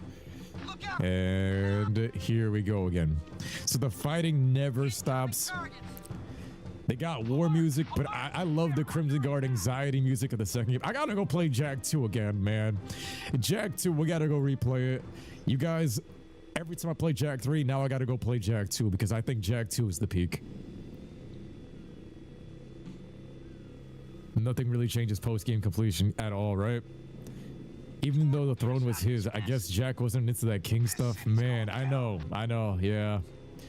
You gonna do the Easter egg? Which one? What up, Francisco? Hi, Paul! The KG factory is gone, so yeah, if the KG factory is gone, they shouldn't have been respawning. Like, some of the stuff didn't make much sense. Did you play Lost Frontier before? I did, and I have it posted on my other channel, Paul Siraj X. We played it in its entirety. I might put that all into one video and post it, but it was a few years ago, and I look completely different in that playthrough if you guys go check it out. But Lost Frontier was a pretty tough playthrough. They got some unfinished gameplay and a lot of that shit. I remember it was torture to beat that one. Do you have 1 or 2? Let's do it. Yo, we could play these games timelessly. That's the other good part. See, honestly, even though I said 7 out of 10 is the lowest, I would go with Jack and Daxter. I really couldn't go lower than a... I think that's why I still give it an 8, because the replay value. How many times through these past 20 years have I replayed this game? And this game and the other two, and they're still solid. How many times? Like, how many times, bro? The outfits and the hijack voice lines. What's the hijack voice lines?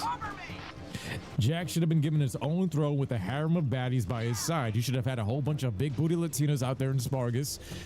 A bunch of Kim K and Megan Fox baddies, you know. And he should have ruled as king and repopulate the earth. There should be a lot of construction sites surrounding the area, right? The worst part is you got Lost Frontier for Christmas. Oh, pain. Even this section should have been safer than anything. This is the furthest section back, but like, I remember, like, if they ever remake Jag 2, bro, you see that part right there by the Baron's Palace? Like, look how much of this has just been scrapped out of here because of DVD limitations. Like, look at that. They stripped that much of the map. They destroyed that part of the map. The whole part to the right side of the palace, they moved that shit. How they move that shit and shift everything around. Jack talks when he steals the Zuber. Jack X, they revealed that Crash City exists even though it's implied there's no city outside of Haven's walls. Yeah, they retconned that too, and they're like, yo, there's a whole new city out here, and then there's other cities. And then even in Lost Frontier, they're like, there's even more cities. There was, what, Aroga or something? There was the Aeropians. So you have Crash City, you have the Aeropians. That's 4 different places, like villages popping out of nowhere. I might go back through it with some mods if they have it available. Definitely one of the greatest video game series of all time, and it has to do with the video game voice acting performances, guys. Like, yo, you had Lex Luthor as Baron Praxis. Jax, oh my god, his voice for these 2 games at the very least. Peak. I wish they ported the Jak 2 map over here, but that's why I always go back to Jak 2, because I love that city. That's my city right there. It's New York meets Jak and Daxter. That's my city, my Haven city. Even with the police brutality and all that, that is my city, bro. You always wonder if the people in Jak and Daxter are even humans. I mean, technically, the pedestrians are. It's just these ears, bro. The elf people. I'm excited for Dragon Ball Z Age 1000 for being able to play as Future Trunks' grandson. Yeah. Jak will want big booty Latinos and Daxter will want big booty Asians. Baron Praxis wouldn't want people to know that there's other cities. And technically, weren't they talking about metalheads taking the cities before? So that's what happened. 2004, there was a 2004 tsunami. Yeah, I remember that. I think, wasn't that somewhere in, like, was that Thailand or somewhere out there? KG says, in a way, the DBZ parallels and stuff also make this game even better. Oh, hell yeah.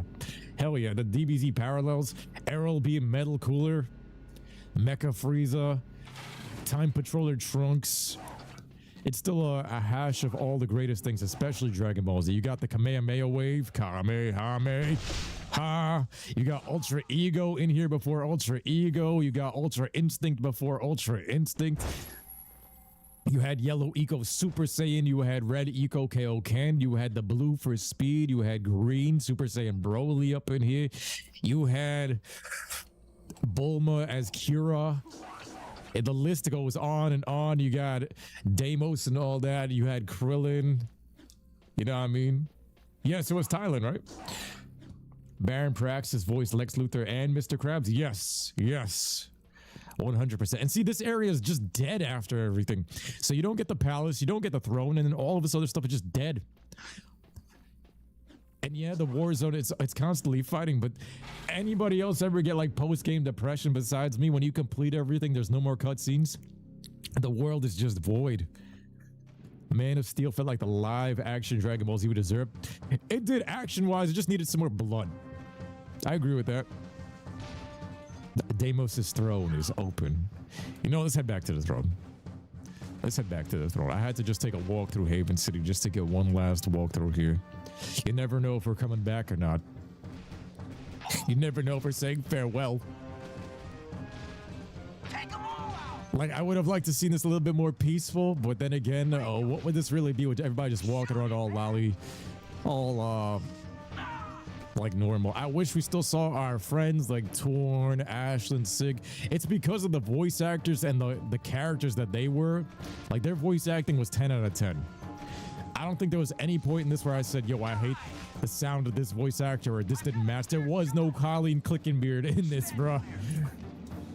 There was no Monica Rial or Colleen Clickenbeard in this, so the voices were all top tier, and the way these characters held themselves, they just felt like real people, and I wish they just kept the NPCs standing around, you know what I mean? Because they have an aura to them. They managed to really flesh out those characters, and to this day, 20 years later, their performance is up there, bro. Yo, Monica Rial's voice, her new Bulma with all the lisps and her trying to pretend like she's the girl boss. And then you got Colleen Clickenbeard, the whiny voice, and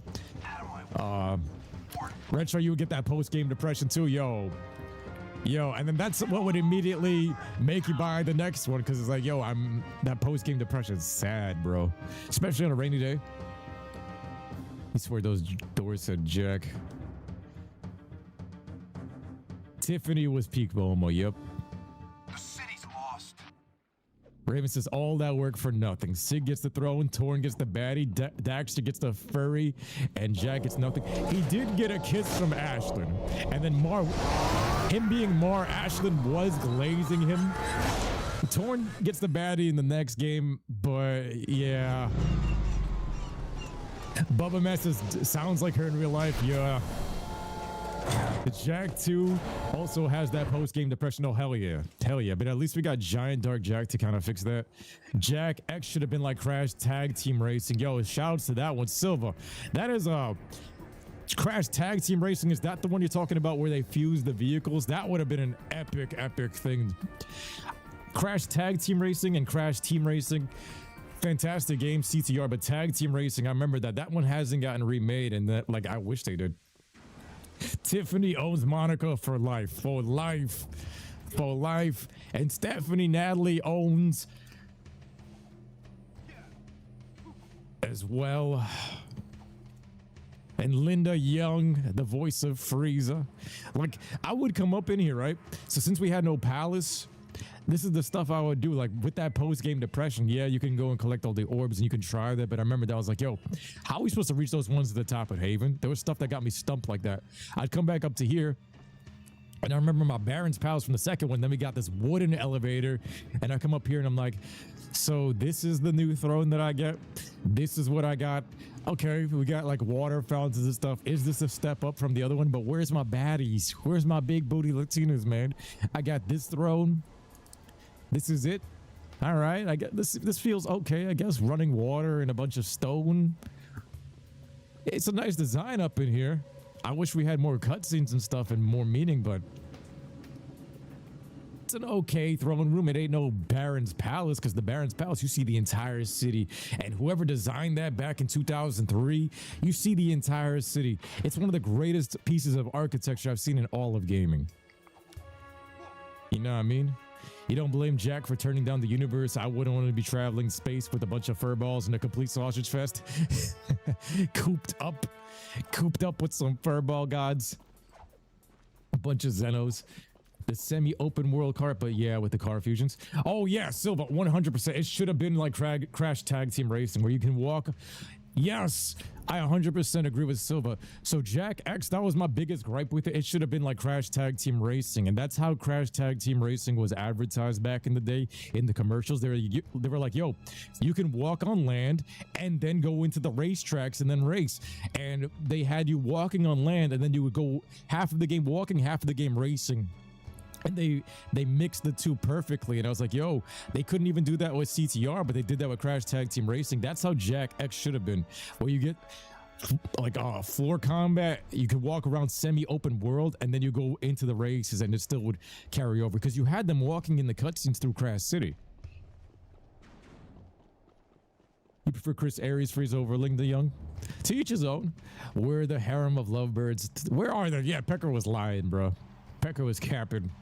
We need a new Naruto with the original main character. Naruto games seem in a weird spot right now. What up, Riley? Keep it, Kate. You love the game. Can you ask how you're playing it? Are you on PS2 using the emulator? I am playing this on PC with a PlayStation controller, and it's the OpenGoal emulator. And I own this game on the PS2, on the PS3, on the PS4. So I legally have the ISO, and I'm allowed to play it. No harem, a big booty. It would have been cool. We could have actually explored Crash City. Yeah, it should have been like Crash Tag Team Racing. We could walk around. But this right here, look at this. This is where they ended it off. They brought the gods to the fight pits, an open volcanic crater fight pits with those guys screaming our hero. Look at those guys. I want to go for a close-up. This is my throne. I don't want to accidentally get this precursor orb, but look at them. Look at these guys. These are the people that didn't even rush out to come and help me. They got like some 3D models there. Interesting animations. Look at this. Very tribal warrior. But this throne belongs to Jack. This should have been connected also. I gotta be careful. There's an orb right back here. This should have been my seat. This should have been a button to press square to sit down in the throne. And then that should have taken me straight to the top. But like, this is it. The king has his throne. We finished Jack 3. Like I said, you want to see 100%. Let me get 100 likes on this video when I post it to YouTube. Thank you guys so much for watching. I'm going to catch you guys later. I got to go edit this. Yo, be safe out there. Happy Easter.